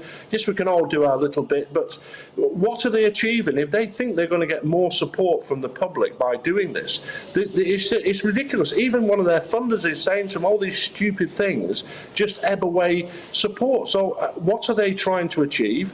I imagine most of their dads have got a ponytail and socks and sandals and 50-odd years old, but God only knows what their motive is. But if their motive is to get support, it's failing badly. Mick, just quickly, can I just ask you about when we see that people are repeatedly breaking the law and disrupting things and doing events like this, should we not be having a look at who is funding them and at what point? I mean, if you're funding criminality, that is a crime, isn't it? Well, it could well be. If, you know, they'd have to speak to the Crown Prosecution Service to see if there'd been a conspiracy to cause serious disruption, and the law could be there. But I've no doubt that some if I was Chinese Communist Party, I'd certainly be funding these people because they're doing nothing else but disrupting the West. But whoever's funding them from UK, yes, they could be looked at and investigations made. Mick, thank you very much. Great stuff, that. Mick Neville, there's the former Detective Chief Inspector, just reacting to Just Stop Oil and Jonny Bairstow. Now, coming up in just a moment, we will be discussing how emissions from plug-in hybrids could be up to 5 times higher than thought. If you bought a hybrid thinking it was the right thing to do, you're about to be dieselled, my friend, OK? They're going to make your car illegal. I'm Patrick Christys on GB News, Britain's news channel. First and foremost, I'm a GB News fan, and I was before I was working here. Just love the fact that we're asking the questions that a lot of establishment media won't ask. With a bit of a twist, we not only want to inform you, but we want to keep you entertained. It's worth the drive because you get in and the team's all ready and waiting, they're itching to go, and it's a proper little family. GB News is the people's channel. It's the audience that makes the programme sing. We're giving our viewers and our listeners a voice. I see the thousands of your letters, tweets, emails, you name it, coming in. Britain is broken. How on earth did we get into this mess? But more importantly, how do we get out of it? The establishment had their chance. Now we're here to represent you. It's time for something different. It's time for GB News. I'm very patriotic. I believe in Britain. Our best days lie ahead. Britain's watching. Britain's watching. Join us here on GB News. The people's channel. Britain's news channel. Join me, Patrick Christys, Monday to Friday, 3 till 6. We tackle the day's news agenda like you've never seen before. It's high tempo, high octane, the most controversial topics, and the best guests. You will not be able to take your eyes and ears off it. I'm not afraid to ask the questions that you really want answered. 3 till 6 p.m, Monday to Friday on GB News, the People's Channel, Britain's news channel. I'm Andrew Doyle. Join me at 7 o'clock every Sunday night for Free Speech Nation, the show where I tackle the week's biggest stories in politics and current affairs with the help of my 2 comedian panellists and a variety of special guests. Free Speech Nation, Sunday nights from 7 on GB News, the People's Channel, Britain's news channel. GB News has its own late-night paper preview show, Headliners, where comedians take you through the next day's top news stories. You don't have to bother reading the newspaper, we've got it covered for you. Headliners, every night at 11 p.m, and repeated every morning at 5 a.m. We won't send you to sleep like some of the other paper review shows out there. GB News, the People's Channel, Britain's news channel. Join me, Camilla Tominey, on Sunday mornings from 9:30, taking the politicians to task and breaking out of SW1 to see how their decisions are affecting you across the UK. Bursting the Westminster bubble every Sunday morning, only on GB News, the People's Channel. Britain's watching. Every Sunday from 11. Join Michael Portillo. There'll be topical discussion, looking at the week before and the week to come. So kick back and relax at 11 a.m. on Sundays on GB News with me, Michael Portillo. GB News, the People's Channel, Britain's news channel. What you get for breakfast is something that, if we do our jobs right, you will wake up to news that you didn't know the night before. It's a conversation. It's not just me and Eamon. We want to get to know you, and we want you to get to know us. From 6, it's Breakfast with Eamon and Isabel. Monday to Thursdays on GB News, Britain's news channel. Hi, I'm Dan Wootton. You can watch me live on GB News Monday to Thursday from 9 p.m. And did you know that you can also watch and listen live on our website, gbnews.com. You'll always be up to date on the latest breaking news, as well as enjoying the best stories, opinions and shows. You can even join the debate under our live player as you're watching. So head straight to gbnews.com on TV, radio and online. GB News, Britain's news channel. People's Channel.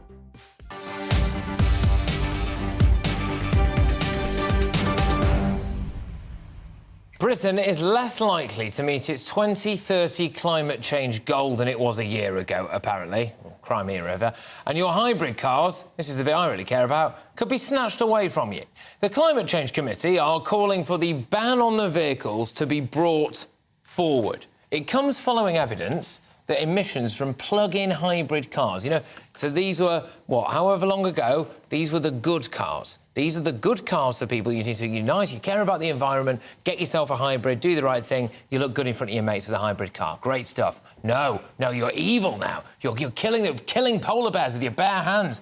These cars are 5 times more likely to be dishing out emissions than first thought. Joining us now to discuss this is the founder of Fair Fuel UK campaign, Howard Cox. Howard, thank you very, very much. I mean, the hybrid car brigade have just been dieselled, haven't they?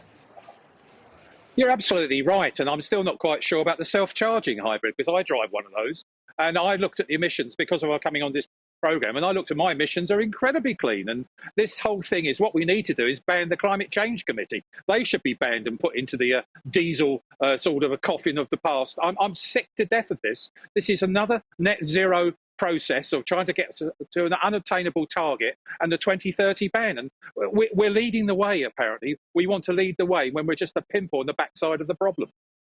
So, a ban on the cars is slated for 2035. They want to bring that forward. Now, a lot of people thought that they were doing the right thing because they didn't want to rely entirely on electric vehicles for the obvious reasons. You do not want to be at the mercy of the national grid, trying to find a charging point. If you dare, Howard, if you dare to want to drive from London to see a relative in Scotland, it would be quite nice if you could do that all in one go, wouldn't it? Without having to spend the night somewhere on the way because you've got to recharge your car. So people didn't want to go full-blown electric. So they went hybrid, and they thought they were still doing the right thing. And now, apparently, it is even worse because they're pumping out 5 times more bad stuff than previously thought. And a lot of this has only just come out because apparently the car companies themselves were either lying about it or got it wrong.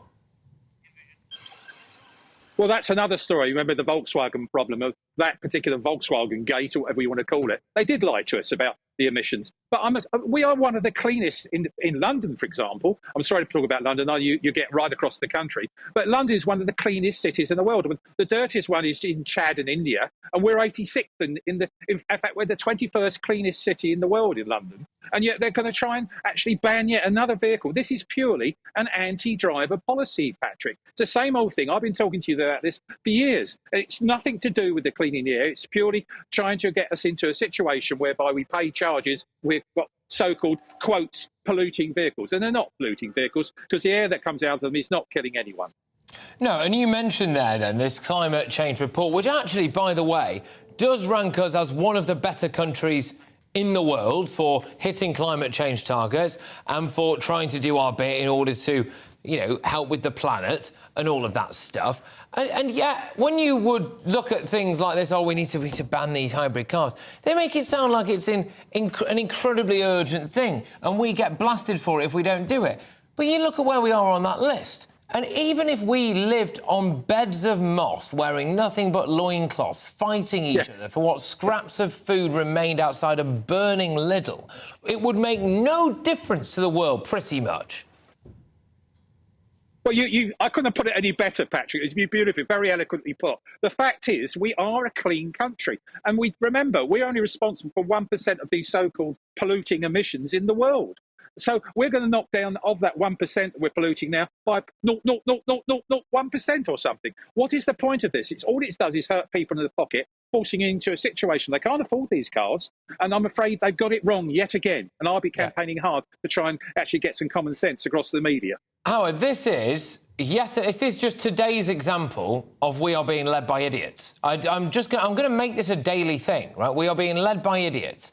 Everywhere you look, whenever there appears to be some kind of big policy, because it's the other thing with electric cars, or the full-blown electric ones, we covered this yesterday, they're now so heavy that they're causing more damage to the roads than before, so you end up having to actually, for the price of us all going full electric, let's just say this now, so you're paying, you know, your net zero taxes, your big green levies, so everyone feels a bit skint as a result of that. The energy and fuel prices, they're all going up. You sell your diesel car because people want to expand a ULEZ zone, which you also have to pay for.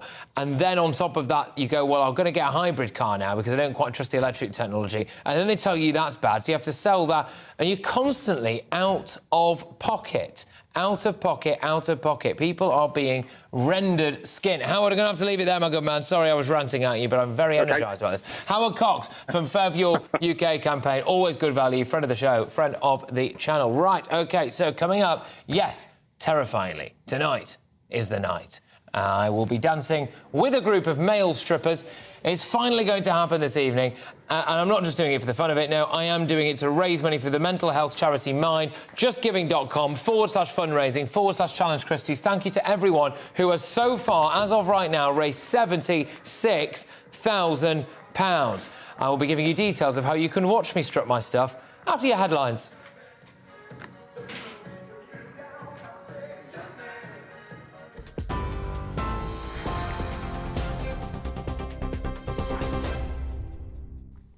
The headlines this hour: Thames Water says it's working constructively with its shareholders to secure funding amid mounting concern over its financial stability. Contingency plans are reportedly being drawn up by the government, including possible emergency nationalisation of the company. It's feared Thames Water is £14 billion in debt. The Chancellor has pressed consumer watchdogs over concerns that firms are exploiting high inflation to boost their profits. Jeremy Hunt has met with the Competition and Markets Authority and energy, water and communications regulators to question how they could lower prices for customers. That comes after the Bank of England suggested some retailers are hiking prices or failing to pass on lower costs to consumers. Downing Street has described the groping allegation against the Conservative candidate for London Mayor Daniel Korski as very serious. Number 10 indicated that Rishi Sunak would urge any other complainants to come forward. That's after the TV producer Daisy Goodwin made a formal complaint accusing the former Downing Street aide of groping her a decade ago. Mr Korski denies the allegation, saying it's categorically untrue. 3 people have been arrested after the environmental protest group Just Stop Oil stopped the second Ashes Test match today at Lord's by running onto the pitch. England wicket-keeper Johnny Bairstow took matters into his own hands by picking up a protester, attempting to throw paint on the pitch and carrying them off. Another protester was removed from the grounds by security staff. Just Stop Oil says they disrupted the match to demand action from the government on climate change. More on all those stories on our website. Head to gbnews.com.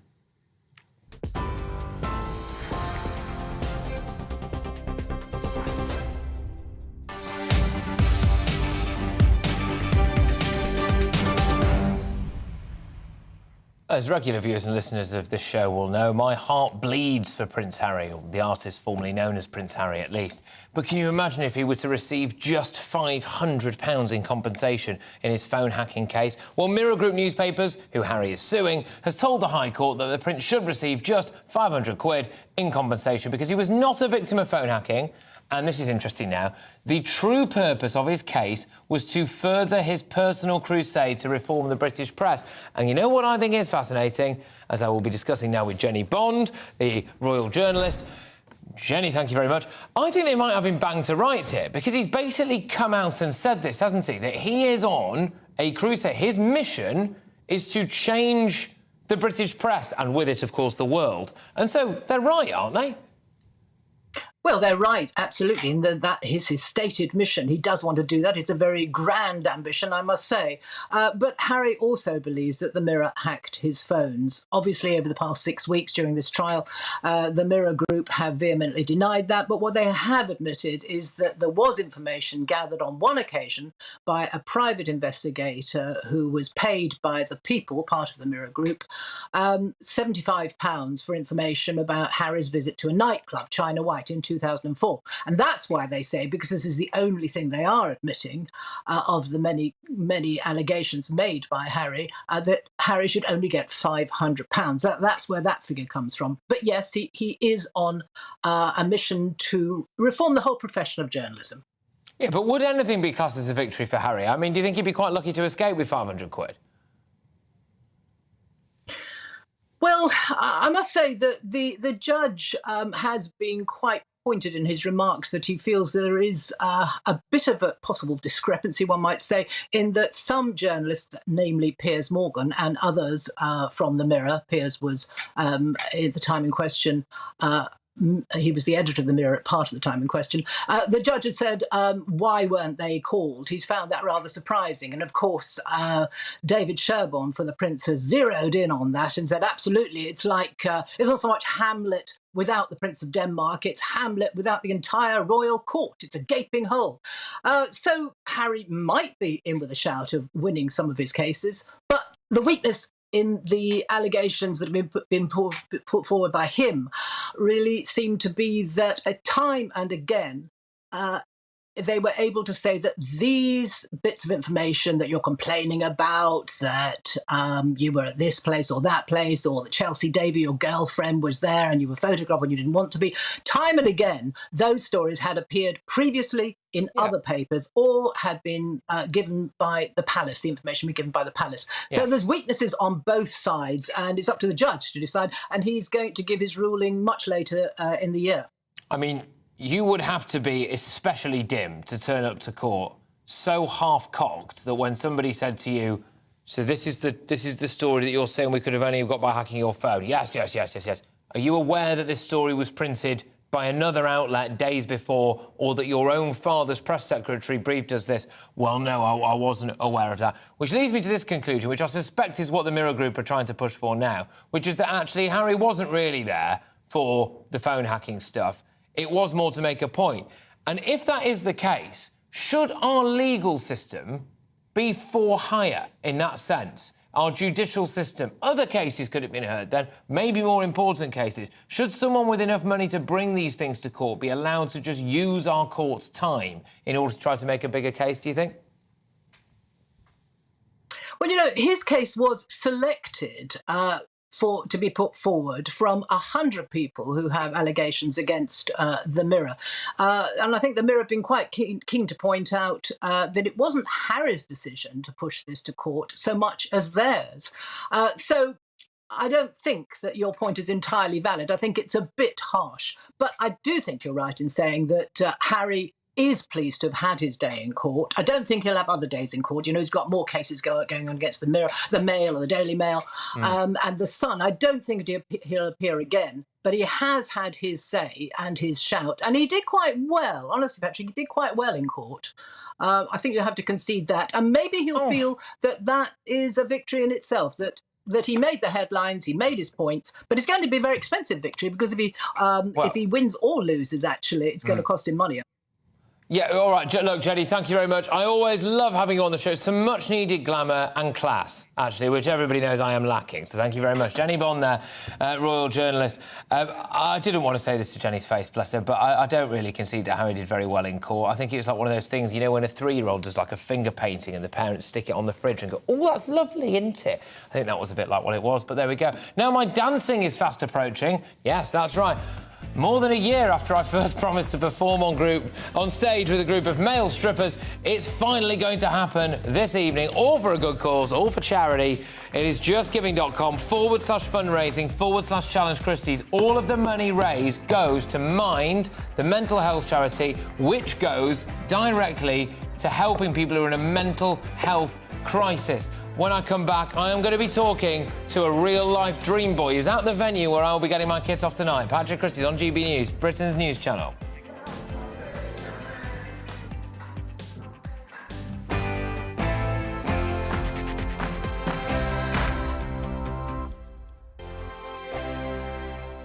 Like all families, we have arguments every now and then, but actually we agree on what the mission of GB News is, and that's the most fundamentally important thing. GB News provides the kind of platform that lets all voices be heard. We don't hold back. We're free to say what we really think. Just because some people who live in a tiny little Westminster bubble think that their particular story is important, that's not the most important story for me. And often there will be difficult stories that you won't find on the establishment media. Because what people think in the north of England may be very different to what they're thinking in the home counties. We're going to carry on telling the world what life is really like for households up and down the UK. We love to be in your car, in your kitchen as you're having your breakfast. Whatever you're doing, you are part of the show.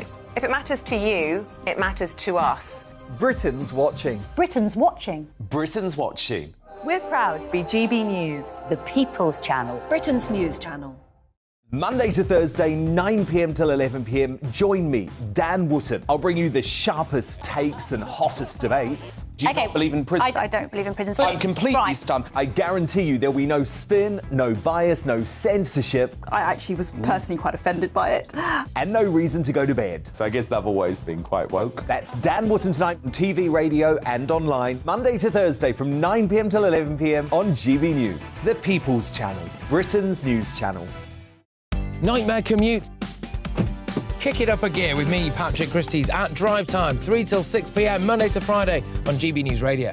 You can listen online and on DAB+, on the smart speaker app, and on the GB News app. And if you've got an Alexa, all you have to say is, Alexa, play GB News. We're also on TuneIn and the Radio Player apps. From the school run to rush hour, get revved up with me, Patrick Christys, on GB News and GB News Radio.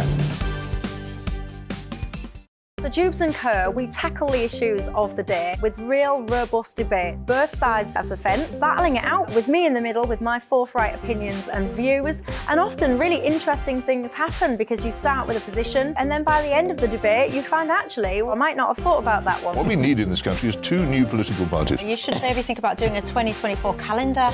I'm Michelle Dewberry and I'm keeping you company right through until 7 o'clock this evening. GB News, the People's Channel, Britain's watching. Westminster is going around in ever-decreasing circles, followed by the media. Britain is broken. How on earth did we get into this mess? But more importantly, how do we get out of it? Join me at 7 p.m, Mondays to Thursdays on Farage, here on GB News. We will have open, rational debate. We've got to work out how Britain moves forward from this. Join us here on GB News, the People's Channel. Britain is watching. You've probably seen politicians interviewed 1,000 times, but we do it differently. We find out who they really are, we don't shout, we chat, and hopefully we bring a bit of light, not just heat. Did you know Kate Moss? Apparently. Do you have a pair of jeans or a pair of jeans? No, of course I don't. What would I do with them? My friends are like, oh my God, what's she doing now? Join me every Sunday at 6 for Gloria Meets, only on GB News, the People's Channel, Britain's news channel.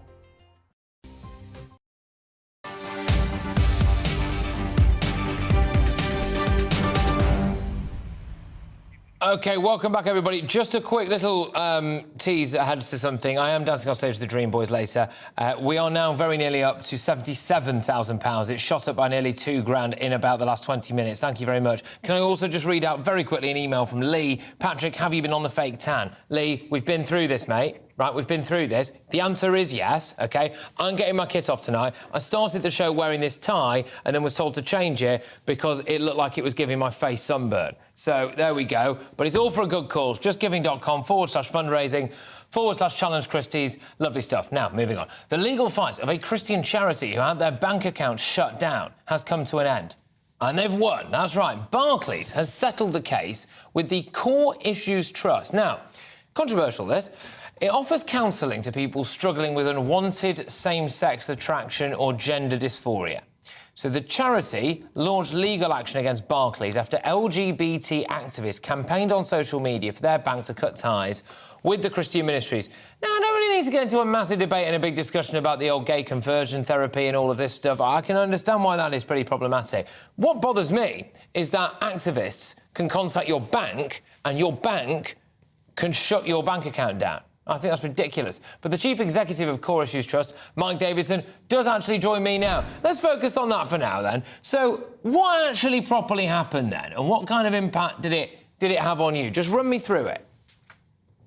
So in July 2020, we found that we were really at the brunt of LGBT pride in lockdown, who couldn't meet on the streets and who seemed to feel that the mission should be to bring an end to Core Issues Trust, to end our charity status.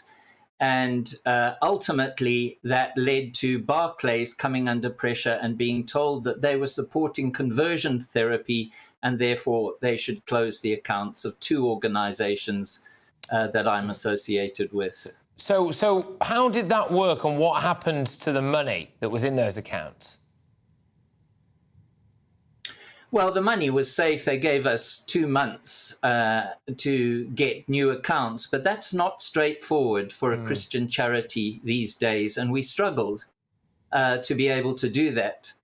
The point is that when that happens, there's a certain reputational damage that you suffer, and you don't necessarily have the opportunity to explain what is going on. We live at a time when this so-called conversion therapy issue has become a very emotive issue, and it's very difficult to get sound bites out that explain exactly what we are doing. OK, right. Well, look, let's just do that now then, because, well, you tell me, really. I mean, the idea of, is it fair, first and foremost, to call it gay conversion therapy? Because, to be honest with you, that doesn't sound great. Well, gay conversion therapy is a political term that has been invented in 2017. And it's a term that is used really for anybody who disagrees with the idea that you were born gay. What I work with is individuals who've tried gay. They've gone in that direction. And like me, they got to a point in their lives where it wasn't for them, and they wanted a new opportunity, a new direction to go in. And Core Issues Trust supports them by exploring what it is that has happened to them and what they want in their lives. That's all we do. We stand with them, encourage them, and help them to achieve their goals. What you're saying to me, then, is that it's people actively approaching you because they have come to their own conclusions or thoughts about their own sexuality. This is not you guys going up to gay people and saying you need to be converted into being straight. It's absolutely that. And it's also individuals who have gone to professional mental health workers in the UK and have explained where they are in life, and they've been told, well, sorry, you know, you just have to accept your circumstances. This is who you are. We can't help you. Now, we're concerned that it's fast coming to the point where you're not allowed to change your mind. And what is interesting, yeah, well, just so what is interesting for me is that I dare say that if a charity was set up that actively wanted to promote children changing gender, right, and they had some bank account there, I very much doubt, and not because it's Pride Month or Pride Year or Pride Decade or whatever the latest thing is, I very much doubt that the bank would have dared to have shut their bank account down because of the backlash that there would have been. I also would be very sceptical as to whether or not a bank would have shut down a bank account from, let's say, a charity that was a domination of another religion, for example, who probably have actually really quite similar views to you about homosexuality and everything to do with that. So do you think that it is a case of people with Christian ideas being targeted here, then?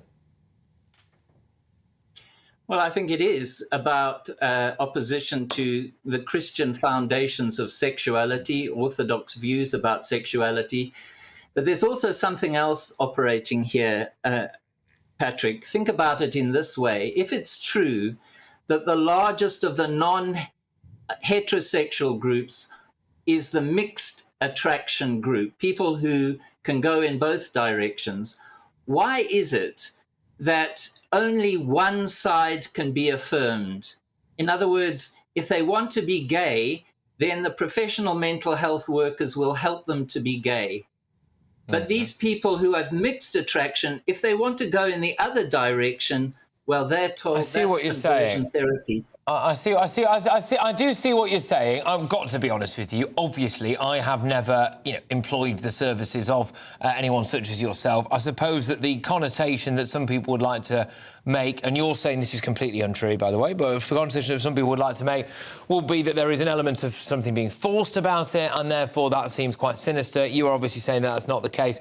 There we go. Look, fascinating conversation, fascinating. I hope to talk to you again at some point soon. It's Mike Davis in there, who is the Chief Executive of the Core Issues Trust. Just reacting, the overarching issue for me there was the big one, right, which is that someone could close a bank account. Now, breaking news, people, yes.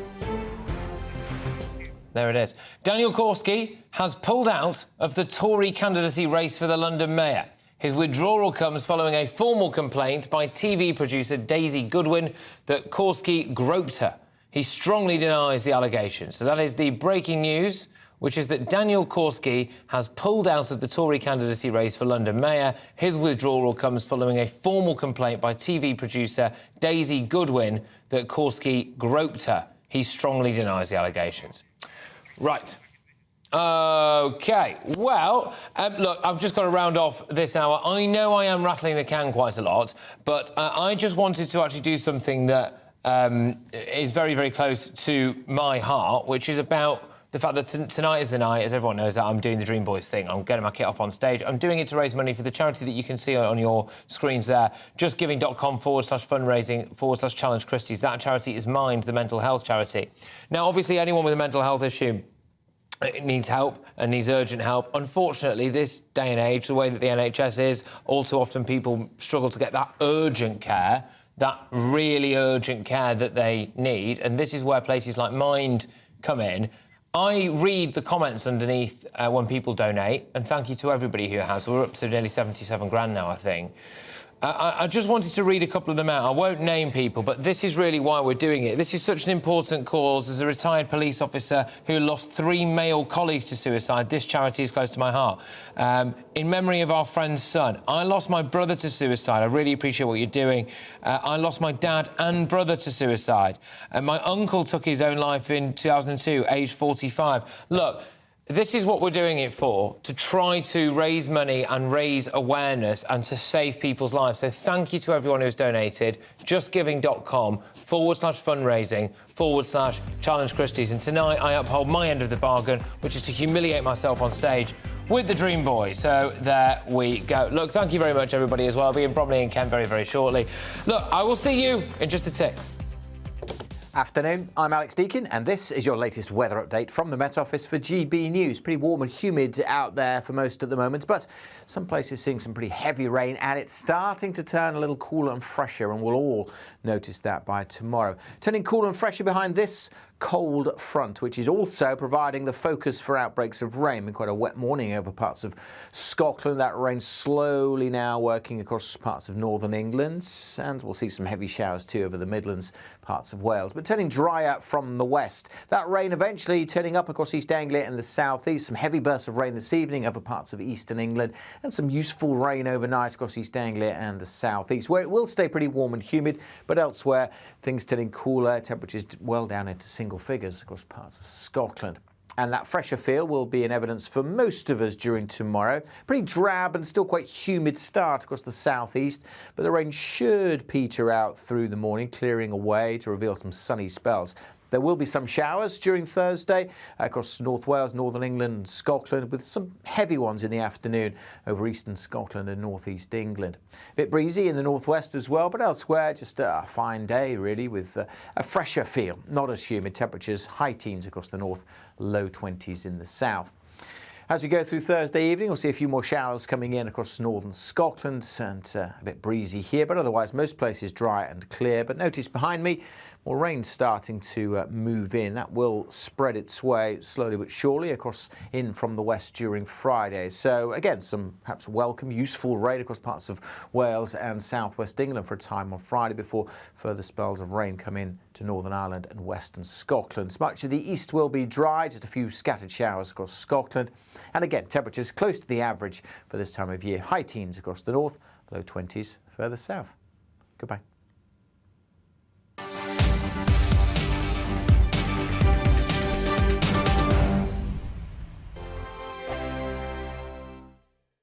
First and foremost, I am a GB News fan, and I was before I was working here. Just love the fact that we're asking the questions that a lot of establishment media won't ask. With a bit of a twist, we not only want to inform you, but we want to keep you entertained. It's worth the drive because you get in and the team's all ready and waiting, they're itching to go, and it's a proper little family. GB News is the people's channel. It's the audience that makes the programme sing. We're giving our viewers and our listeners a voice. I see the thousands of your letters, tweets, emails, you name it, coming in. Britain is broken.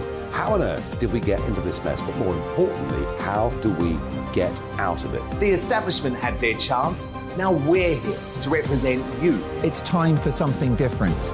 It's time for GB News. I'm very patriotic. I believe in Britain.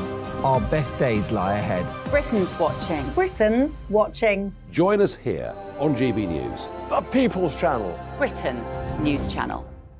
Join me, Patrick Christys, Monday to Friday, 3 till 6. We tackle the day's news agenda like you've never seen before. It's high tempo, high octane, the most controversial topics, and the best guests. You will not be able to take your eyes and ears off it. I'm not afraid to ask the questions that you really want answered. 3 till 6 p.m, Monday to Friday on GB News, the People's Channel, Britain's news channel. I'm Andrew Doyle. Join me at 7 o'clock every Sunday night for Free Speech Nation, the show where I tackle the week's biggest stories in politics and current affairs with the help of my 2 comedian panellists and a variety of special guests. Free Speech Nation, Sunday nights from 7 on GB News, the People's Channel, Britain's news channel. GB News has its own late-night paper preview show, Headliners, where comedians take you through the next day's top news stories. You don't have to bother reading the newspaper, we've got it covered for you. Headliners, every night at 11 p.m, and repeated every morning at 5 a.m. We won't send you to sleep like some of the other paper review shows out there. GB News, the People's Channel, Britain's news channel.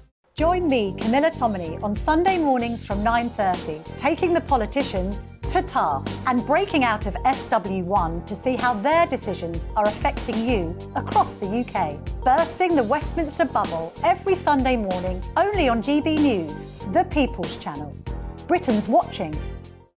Every Sunday from 11, join Michael Portillo. There'll be topical discussion, looking at the week before and the week to come. So kick back and relax at 11 a.m. on Sundays on GB News with me, Michael Portillo. GB News, the People's Channel, Britain's news channel. What you get for breakfast is something that, if we do our jobs right, you will wake up to news that you didn't know the night before. It's a conversation. It's not just me and Eamon. We want to get to know you, and we want you to get to know us. From 6, it's Breakfast with Eamon and Isabel. Monday to Thursdays on GB News, Britain's news channel. Hi, I'm Dan Wootton. You can watch me live on GB News Monday to Thursday from 9 p.m. And did you know that you can also watch and listen live on our website, gbnews.com. You'll always be up to date on the latest breaking news, as well as enjoying the best stories, opinions and shows. You can even join the debate under our live player as you're watching. So head straight to gbnews.com on TV, radio and online. GB News, Britain's news channel.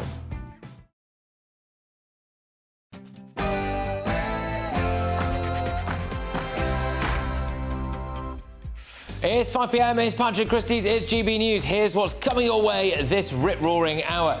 Korski has pulled out of the London mayoral race amid allegations of groping, which he strongly denies. We will have more on that big breaking news for you in just a second. But get a load of this. Could you imagine losing your job, being made redundant in the middle of a cost of living crisis with mortgage rates going up because they want to house people who've come here to this country illegally over you? Well, that's the case for people at a Welsh hotel and, frankly, up and down the country. Prince Harry's not having a great time of it either. You hate to see it, don't you? Apparently, he could get just 500 quid from the High Court. That is if Mirror Group newspapers get their way. Was it all worth it? And yes, well, tonight is the night where I will be getting my kit off on stage with the Dream Boys, the male strippers, and I will be doing it for charity, justgiving.com/fundraising/Challenge Christys. You've raised nearly £77,000, but I'm afraid that means that I've got to get from here, where I am now, to Bromley in Kent in about, well, an hour. So I've got to go. So I'm afraid, Michelle, are you there?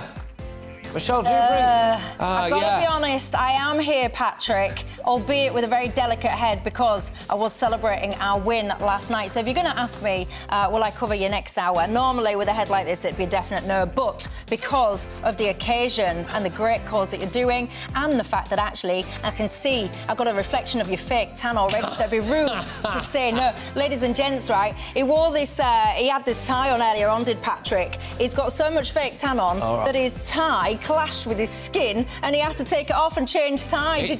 Were you eagle-eyed enough to notice that? Look at it. Get hold of it. Let's have a practice. Right, I've got to go. No, I've got to go. I've got to go. Right, see you in a bit. Take care. Thank you. Bye. Bye. Bye. Bye. Bye. right. Go on, everybody. So, yes, I will keep you company whilst Patrick Christys goes and gets naked. I can tell you that is a sentence I never thought I would hear myself say. We've got a great hour coming up. Do not go anywhere. First, though, let's get ourselves up to speed with the news with Polly Middlehurst.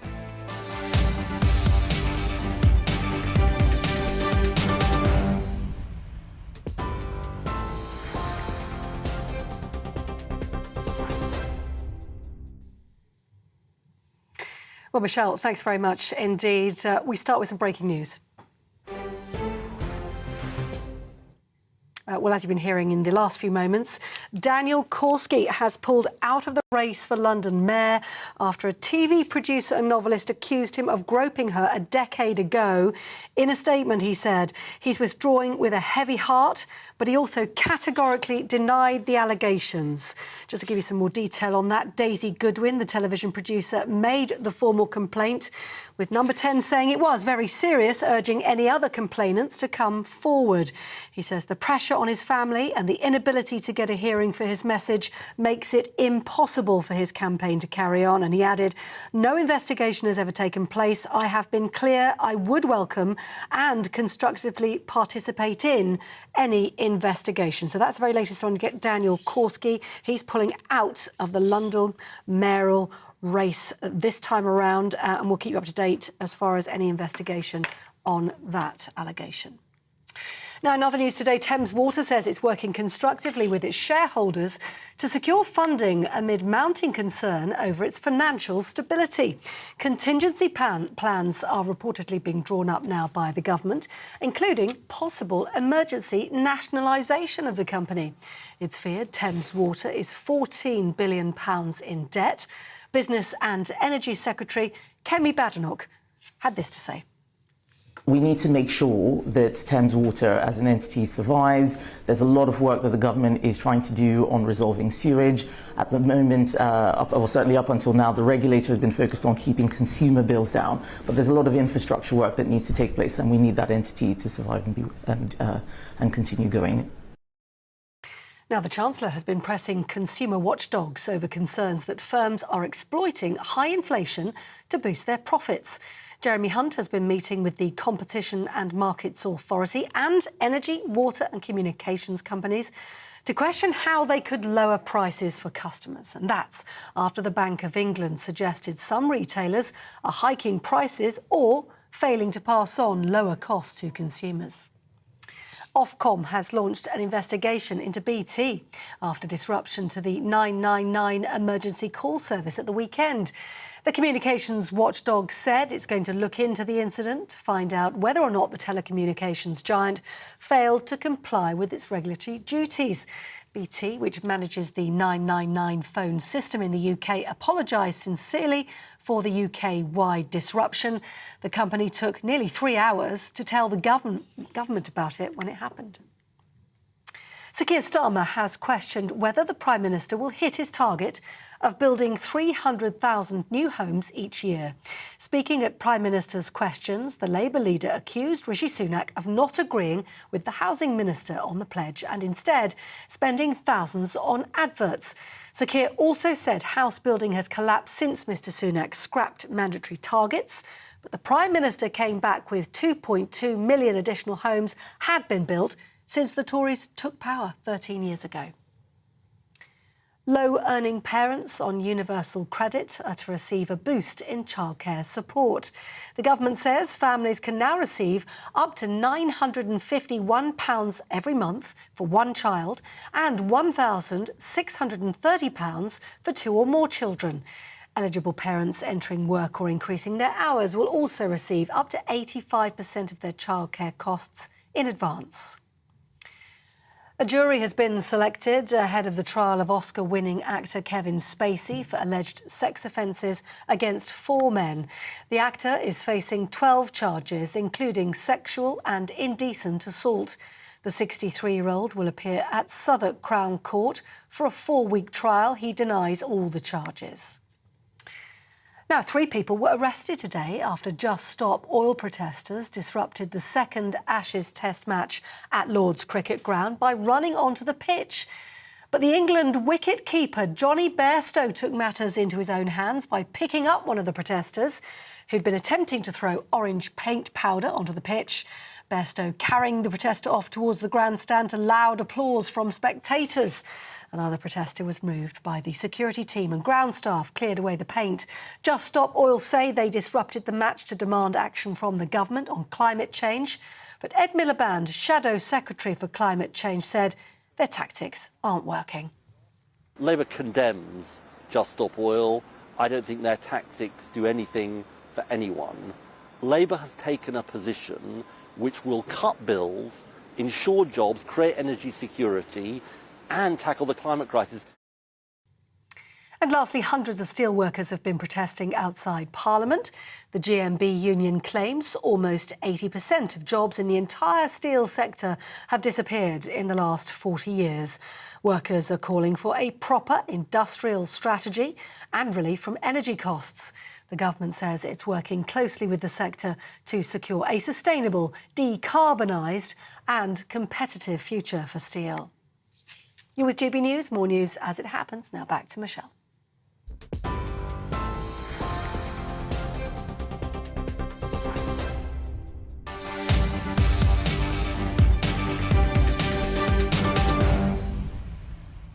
Thanks for that, Polly. Yes, I'm Michelle Dewberry, in for the next hour for Patrick Christys whilst he goes and gets naked for good. Yes, I never really thought I'd hear myself saying that sentence, but good on you, Patrick. Good on all of you, the viewers as well, that have supported him in his quest. I'm with you till 6. But one of the top stories tonight, Daniel Corsi has pulled out of the Tory candidacy race when it comes to being London Mayor. Of course, this is the latest in a set of scandals. Of course, he denies any allegations raised against him. It's all centred around a formal complaint that was raised by TV producer Daisy Goodwin. Keeping me company right now, Tom Howard is in Westminster. Tom, good evening.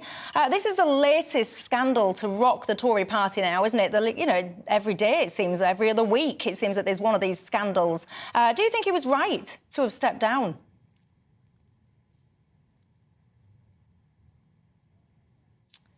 Tom looks either very deep in thought there and trying to contemplate his answer to that question, or I've lost connection. I think it's possibly the latter. So I'll just try and reconnect very quickly.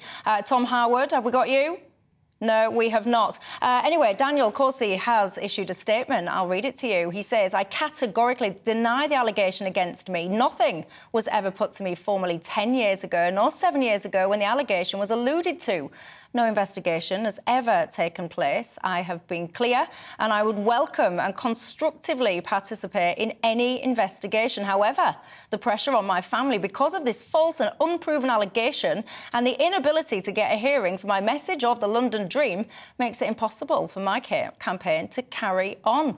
So, step down he has, everybody. What do you make to this? I can't connect to Tom Howard, so I'll throw it open to you at home.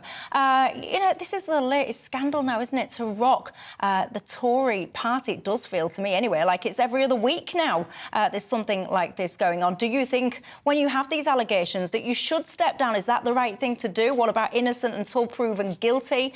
There's a lot of kind of people very quick to jump on bandwagons these days, aren't they, and call for people to step down.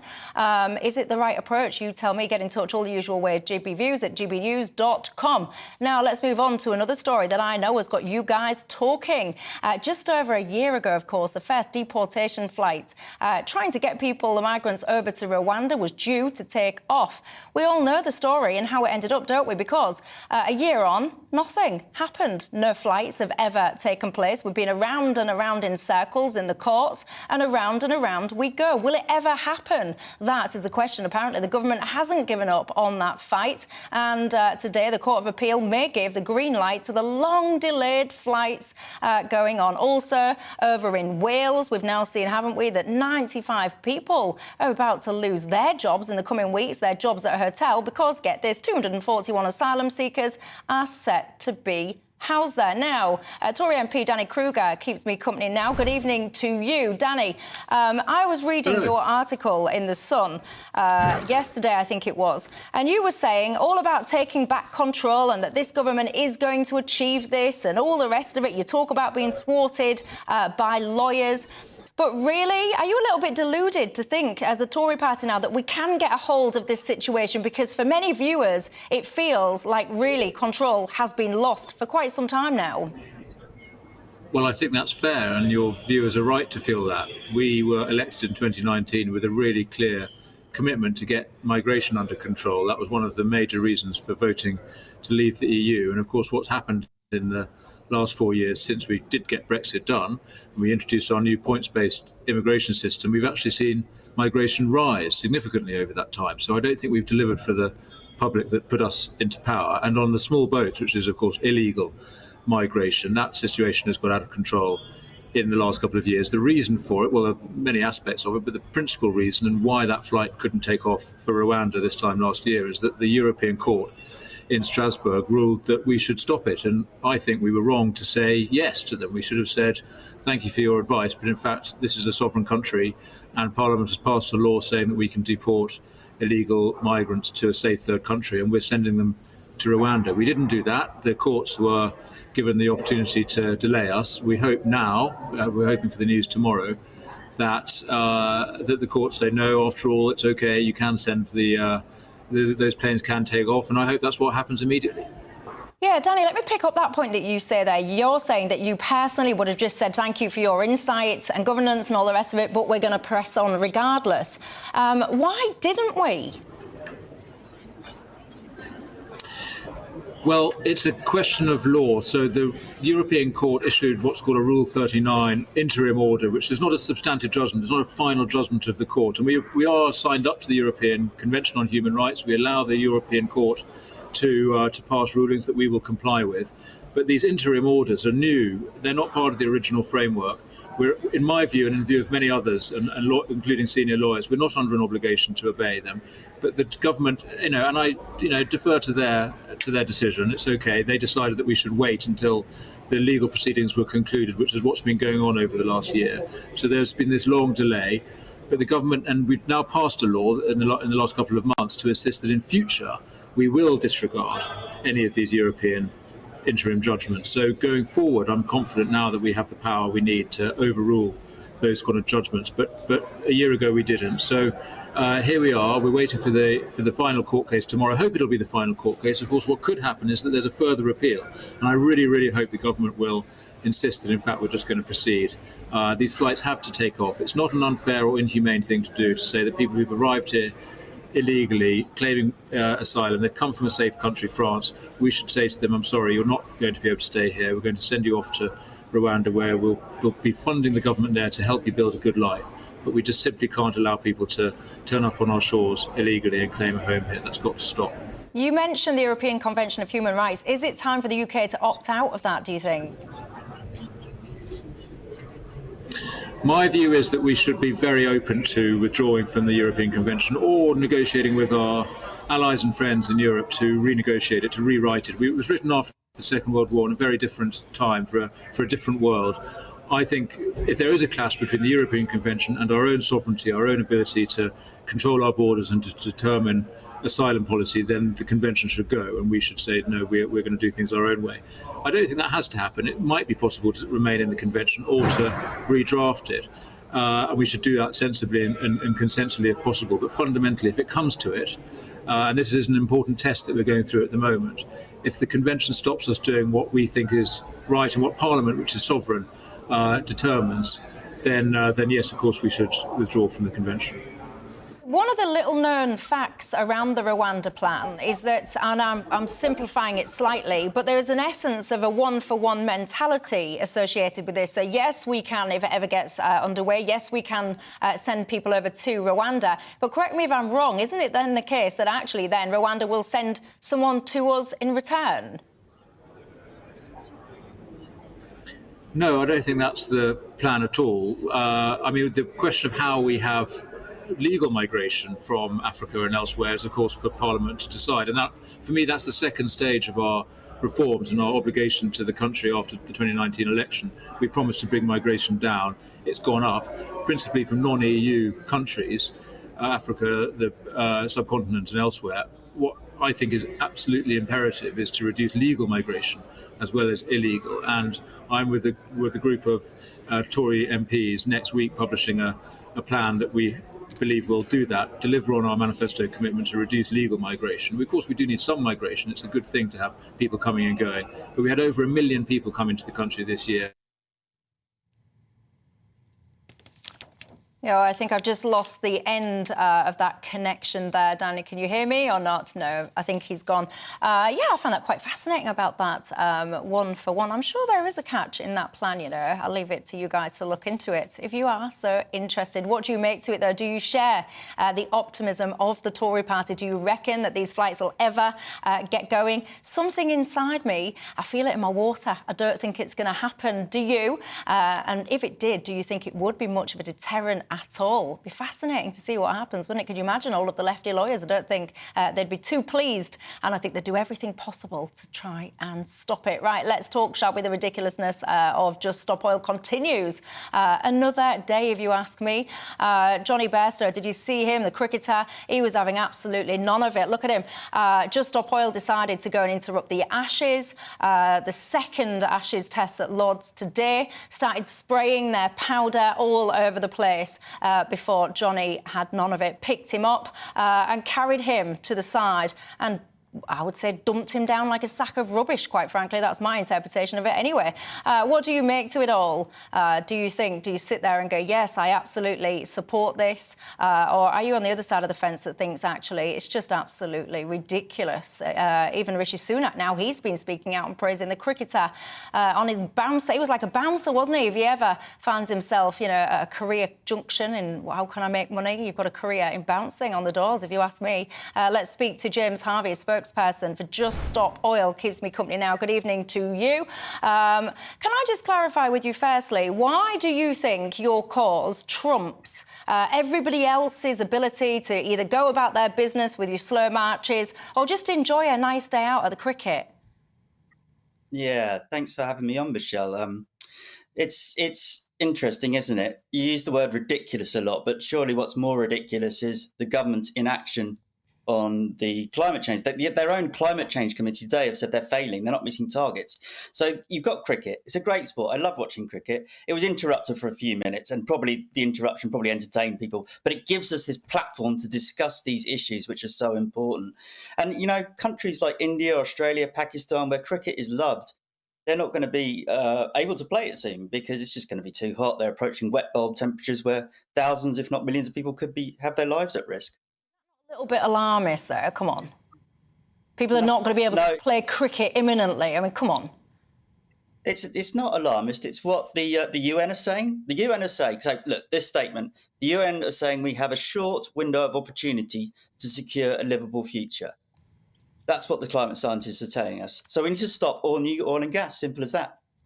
Well, it's simple as that to you, because that is the belief system that you have, and you taking those things at face value and all the rest of it, and that is your priority set. Other people are sitting there saying, do you know what, times are hard, I just want to crack on with my life, whether it's getting myself out and about, going to work, taking my kids, watching a bit of cricket, I don't know. Is he still there, is James there? You say about people speaking out. Trevor Nielsen, one of your primary funders previously, he's been speaking out. I'm sure you're familiar with what he had to say. He's not happy with you guys at all. He says that you're basically demonstrating for demonstrating's sake, it's performative, highly ineffective, etc. You know, and this is a guy that's on your page.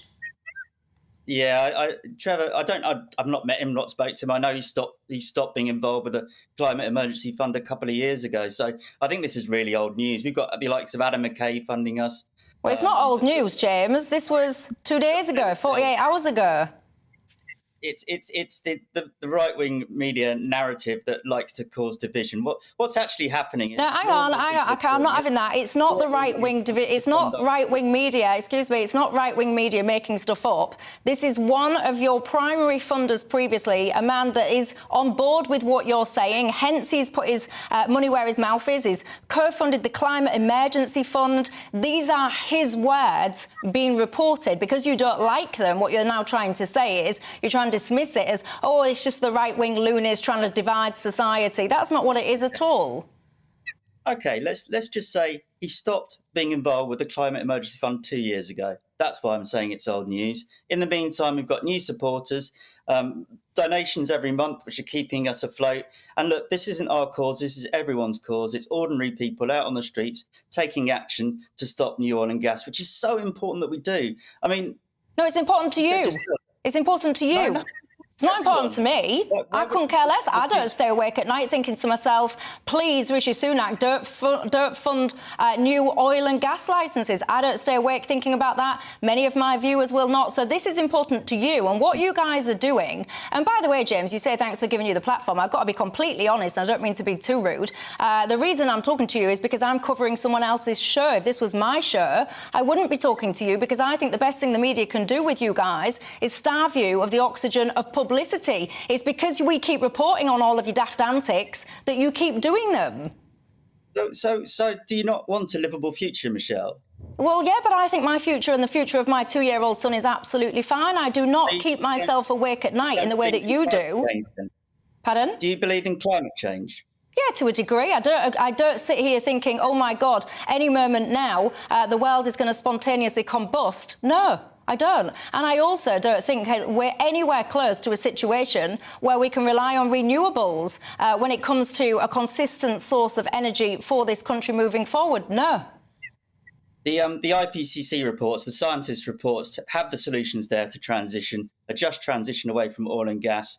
If you don't believe the scientists, then I'm not sure what we can do with this conversation, Michelle. But it's not a case of not believing scientists. And you're not listening. You're not listening. The media I am listening.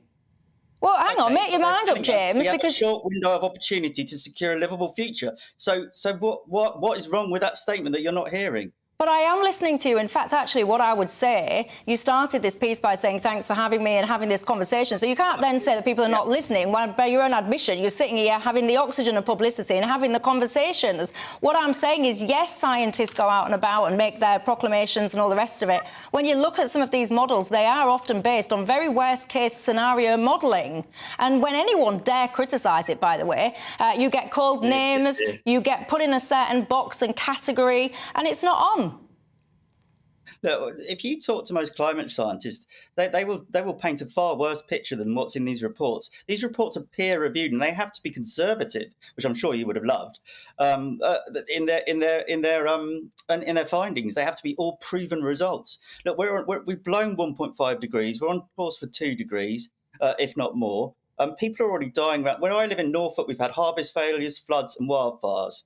Oh, wildfires. People always wheel out this conversation about wildfires, by the way. When you sit and actually look at these wildfires, a lot of them are started by absolute pillocks messing around and doing things that they shouldn't be doing, as opposed to the heat of the sun. Anyway, James, fascinating conversation. We could continue it, but for time reasons only, I must leave it there. But James Harvey there, spokesperson for Just Stop Oil. All sides valid on GB News. Which side are you on? What do you think to it? Are you in the camp of James? Do you lay awake at night thinking to yourself, what is the future going to be for my children, for my grandchildren, and indeed myself? Or do you think it's all just a little bit hysterical? And will you pack it in, imposing your visions and views on the rest of us? Your thoughts. I'm Michelle Dewberry, and I'm with you till 6.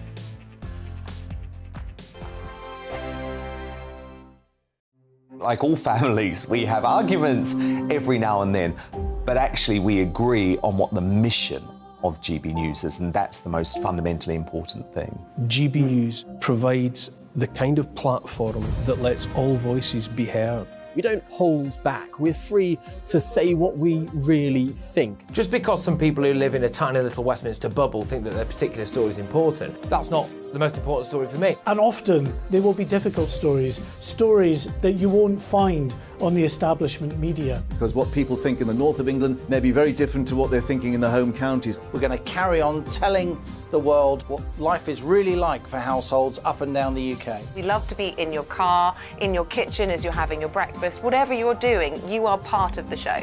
If it matters to you, it matters to us. Britain's watching. Britain's watching. Britain's watching. We're proud to be GB News, the People's Channel, Britain's news channel. Monday to Thursday, 9 p.m. till 11 p.m. Join me, Dan Wootton. I'll bring you the sharpest takes and hottest debates. Do you not believe in prison? I don't believe in prisons. I'm completely stunned. I guarantee you there'll be no spin, no bias, no censorship. I actually was personally quite offended by it. And no reason to go to bed. So I guess they've always been quite woke. That's Dan Wootton tonight on TV, radio and online. Monday to Thursday from 9 p.m. till 11 p.m. on GB News. The People's Channel, Britain's news channel. Nightmare commute. Kick it up a gear with me, Patrick Christys, at drive time, 3 till 6 p.m, Monday to Friday on GB News Radio. You can listen online and on DAB+, on the smart speaker app and on the GB News app. And if you've got an Alexa, all you have to say is, Alexa, play GB News. We're also on TuneIn and the Radio Player apps. From the school run to rush hour, get revved up with me, Patrick Christys, on GB News and GB News Radio.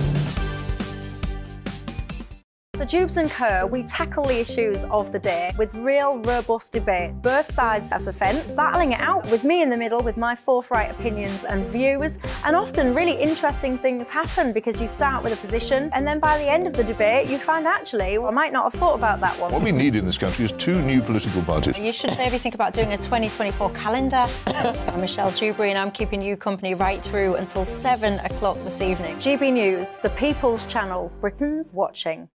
Westminster is going around in ever-decreasing circles, followed by the media. Britain is broken. How on earth did we get into this mess? But more importantly, how do we get out of it? Join me at 7 p.m, Monday to Thursdays on Farage, here on GB News. We will have open, rational debate. We've got to work out how Britain moves forward from this. Join us here on GB News, the People's Channel. Britain is watching. You've probably seen politicians interviewed 1,000 times, but we do it differently. We find out who they really are, we don't shout, we chat, and hopefully we bring a bit of light, not just heat. Did you know Kate Moss? Apparently. Do you have a pair of jeans or a pair of jeans? No, of course I don't. What would I do with them? My friends are like, oh my God, what's she doing now? Join me every Sunday at 6 for Gloria Meets, only on GB News, the People's Channel, Britain's news channel.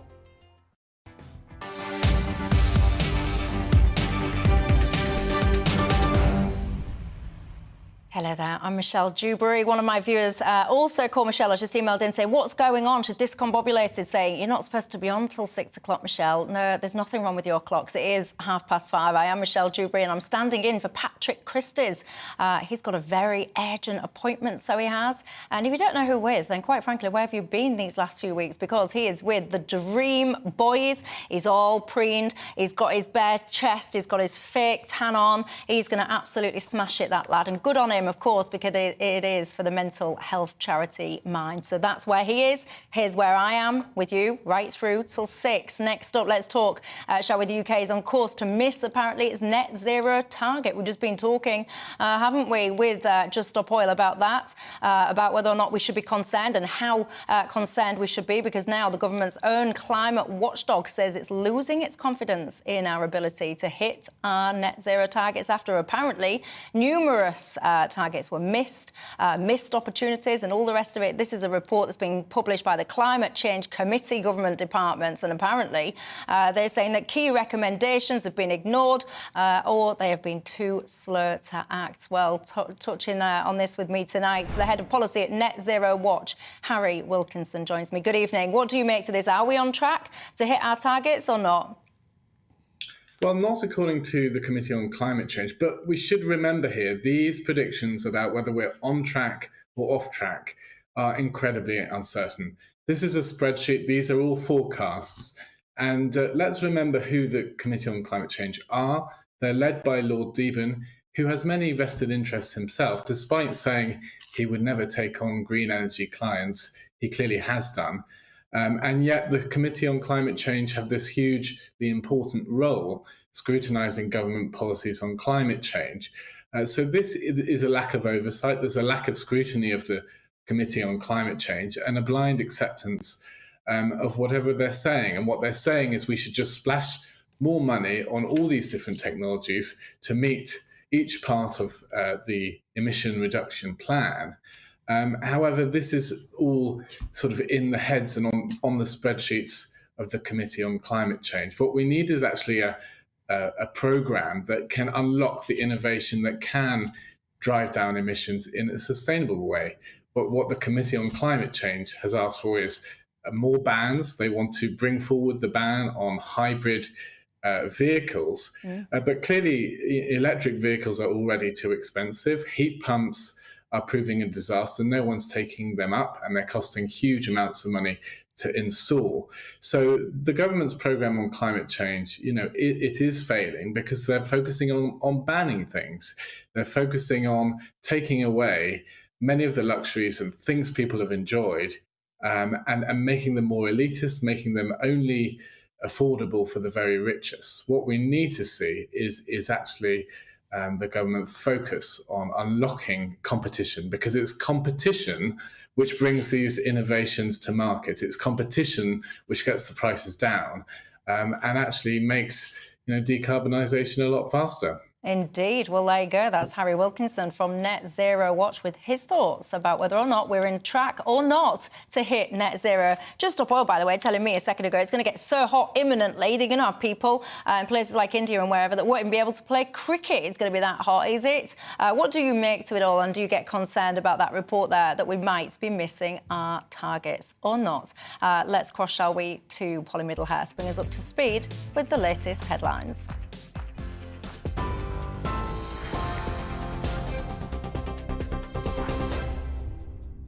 Michelle, thank you. We'll start with some breaking news. And I can tell you that the wreckage from the Titan submersible has been recovered from the sea floor and brought ashore for the first time. The sub imploded an hour and 45 minutes into its descent down to the wreckage of the Titanic on June the 18th in the North Atlantic. All 5 people on board perished after it imploded about 90 minutes into a dive. We'll bring you more on that story as it comes to us. In other news today, Daniel Korski has pulled out of the race for London Mayor after a novelist and TV producer accused him of groping her a decade ago. In a statement, he said he's withdrawing with a heavy heart, but he also categorically denies the allegations. Daisy Goodwin made the formal complaint with Number 10, saying it was very serious, urging any other complainants to come forward. He said the pressure on his family and the inability to get a hearing for his message made it impossible for his campaign to continue. Thames Water says it's working constructively with its shareholders to secure funding amid mounting concern over financial stability in the company. Contingency plans are being drawn up, including possible emergency nationalisation of the company. It's feared Thames Water is £14 billion in debt. And as you've been hearing, 3 people have been arrested after Just Stop Oil protesters stopped the second Ashes test today at Lord's by running onto the pitch. The England wicket-keeper to great applause, Johnny Bairstow, took matters into his own hands by picking up a protester and taking him off to the grandstand. Just Stop Oil say they disrupted the match to demand action from the government on climate change. More on all those stories, head to our website, gbnews.com.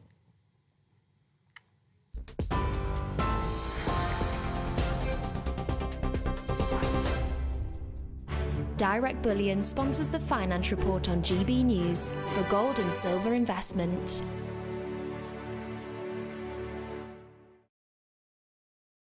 Quick snapshot of the markets for you. The pound will buy you $1.2639 and €1.1584. The price of gold is £1,511.82 an ounce. And the FTSE 100 has closed the day at 7,500 points. Direct Bullion sponsors the Finance Report on GB News, investments that matter.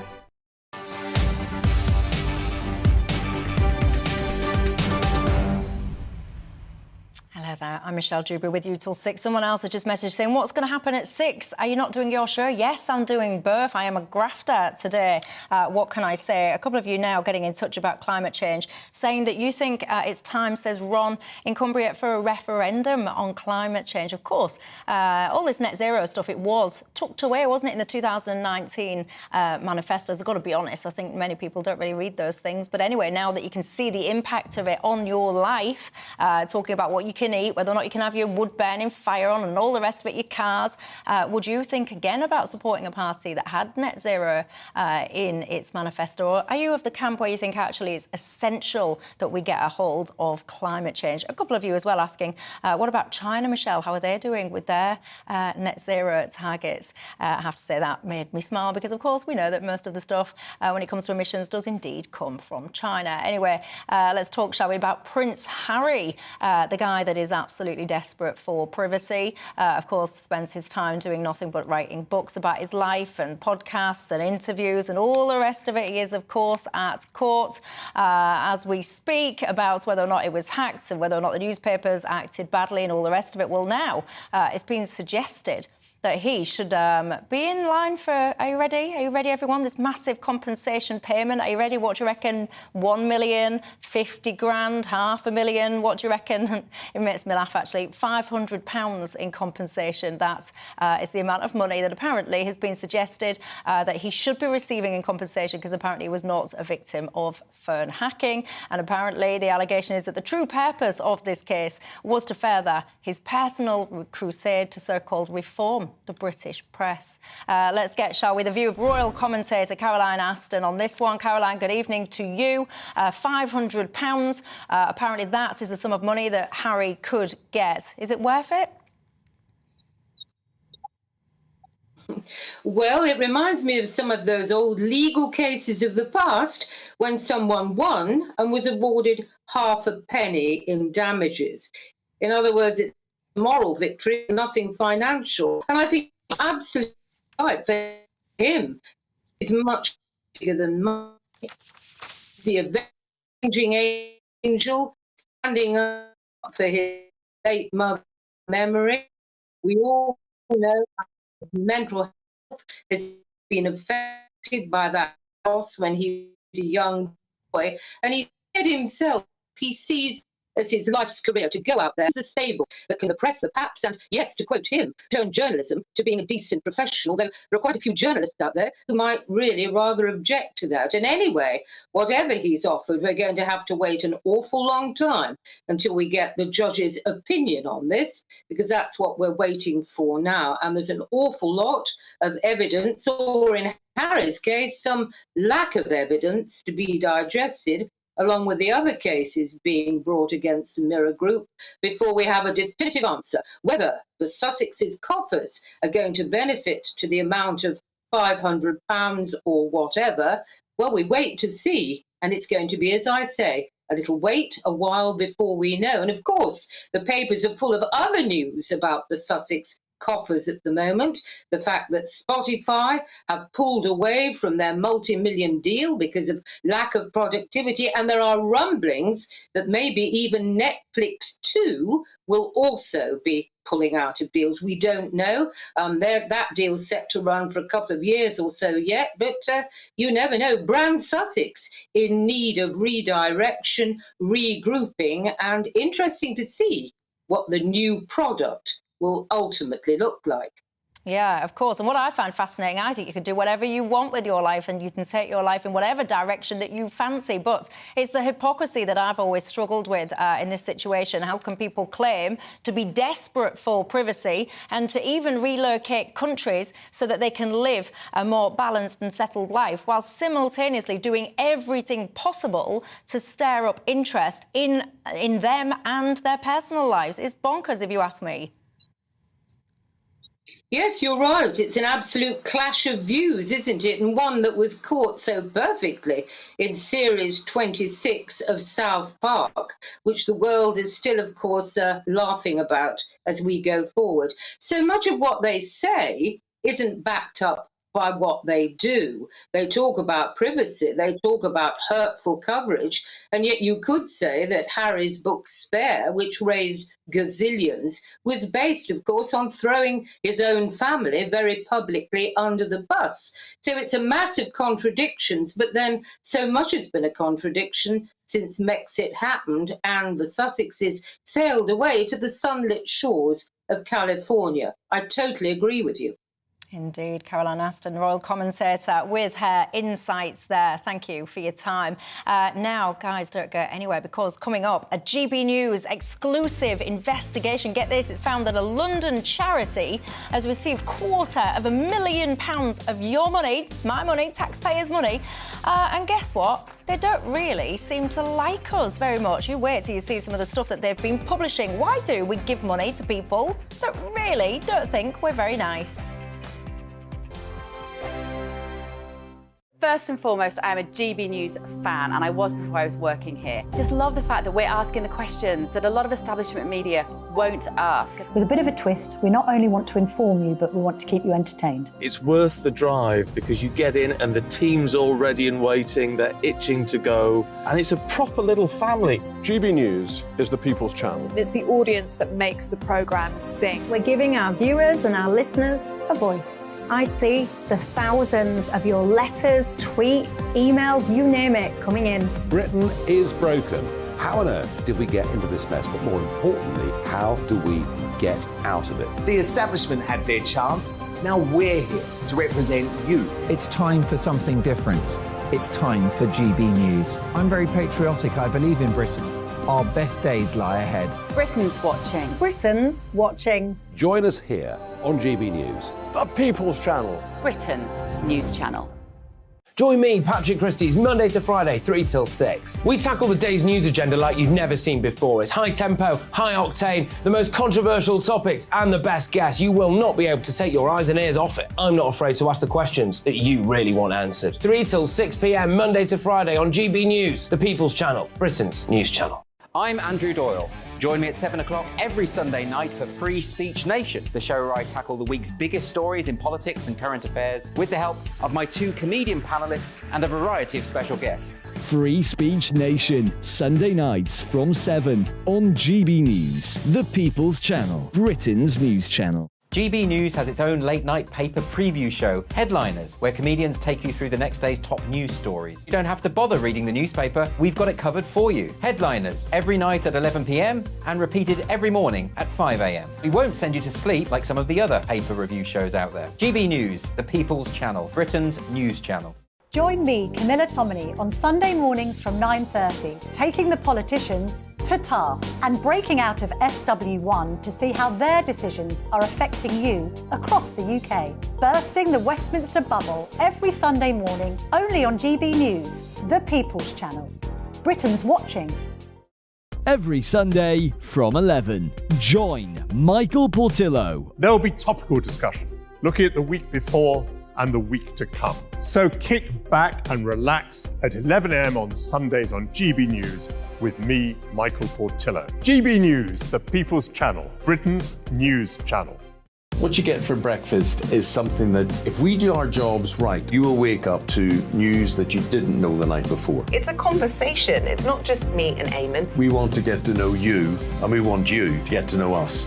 From 6, it's Breakfast with Eamon and Isabel. Monday to Thursdays on GB News, Britain's news channel. Hi, I'm Dan Wootton. You can watch me live on GB News Monday to Thursday from 9 p.m. And did you know that you can also watch and listen live on our website, gbnews.com? You'll always be up to date on the latest breaking news, as well as enjoying the best stories, opinions and shows. You can even join the debate under our live player as you're watching. So head straight to gbnews.com on TV, radio and online. GB News, Britain's news channel.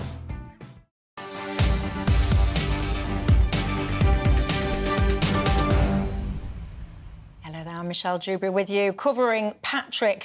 Donna has just been in touch saying, I've just tuned in 15 minutes ago and I got all panicked, Michelle. I've got to get my 8-year-old down the road to our local theatre for a dance rehearsals at 6. And she thought she'd missed it. She saw me, she thought it was a little bit too late. No, I'm with you till 6. And then don't worry, I'm not going anywhere. I'm doing my show too. Right, let's get into the nitty-gritty, shall we? GB News investigates. I love it when we do this. Our man Charlie Peters has been digging around and he's found out that a London charity has received more than £250,000 of your money, my money, taxpayers' money. Get this, they've been publishing discriminatory and extremist content on social media. What is going on? I tell you, Charlie Peters has it all. White people are a plague. That's a suggestion made in a video posted on social media by a London charity. Take a look. You're obviously not aware of this, but blessed is not a word the global majority thinks of in association with Europeans. Words like plague and colonizer, maybe, but not blessed. Access UK is supposed to help ethnic minorities get into education or employment. They were given £266,000 in government and lottery grants, according to their most recent accounts. Goodbye! But when will I see you again? But posts on their social media profiles include footage mocking conservative politicians and repeated claims that ancient Egypt was black, a conspiracy theory associated with the Hotep movement. A video posted on their YouTube channel shows their managing director, Nana Agyeman, taking part in a debate with various controversial figures. They include Raspect, a rapper and conspiracy theorist who founded a paramilitary-style group called the Forever Family Force. They've also hosted Dr. Umar Johnson, a discredited American psychologist who has opposed interracial marriage and claims that he can cure homosexuality. The Access UK website also hosts a cartoon that says black people have no power because they give money to white business people. Some MPs are now calling for the government to review grants to charities. Well, it's very concerning to hear those reports, and of course when we're giving taxpayers money out we want to make sure it's spent correctly, but we also want to be giving it to organisations that bring the community together and actually have a positive impact on society.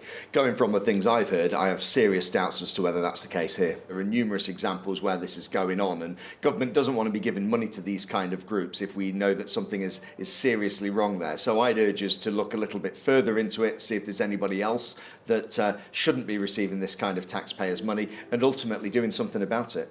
Despite claiming to be run by volunteers, Access UK claims to have spent over £182,000 on volunteer allowances. Managing Director Nana Agyeman also appears to be a trustee of the charity, under the name Nana Yor Agyeman, potentially breaching charity rules on conflicts of interest.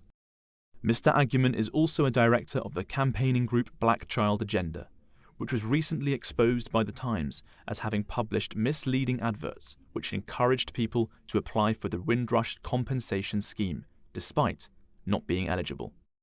A Charity Commission spokesperson said, "We are currently assessing information following concerns raised with us regarding trustee payments at Access UK. This will determine our next steps." Regarding the plague Instagram post, Access UK Director Nana Agyeman said, "We do not condone or tolerate any form of racism or discrimination within our organisation, and that Access UK serves a cross-section of beneficiaries from diverse backgrounds." Agyeman did not respond to our other questions. Charlie Peters, GB News, Tottenham.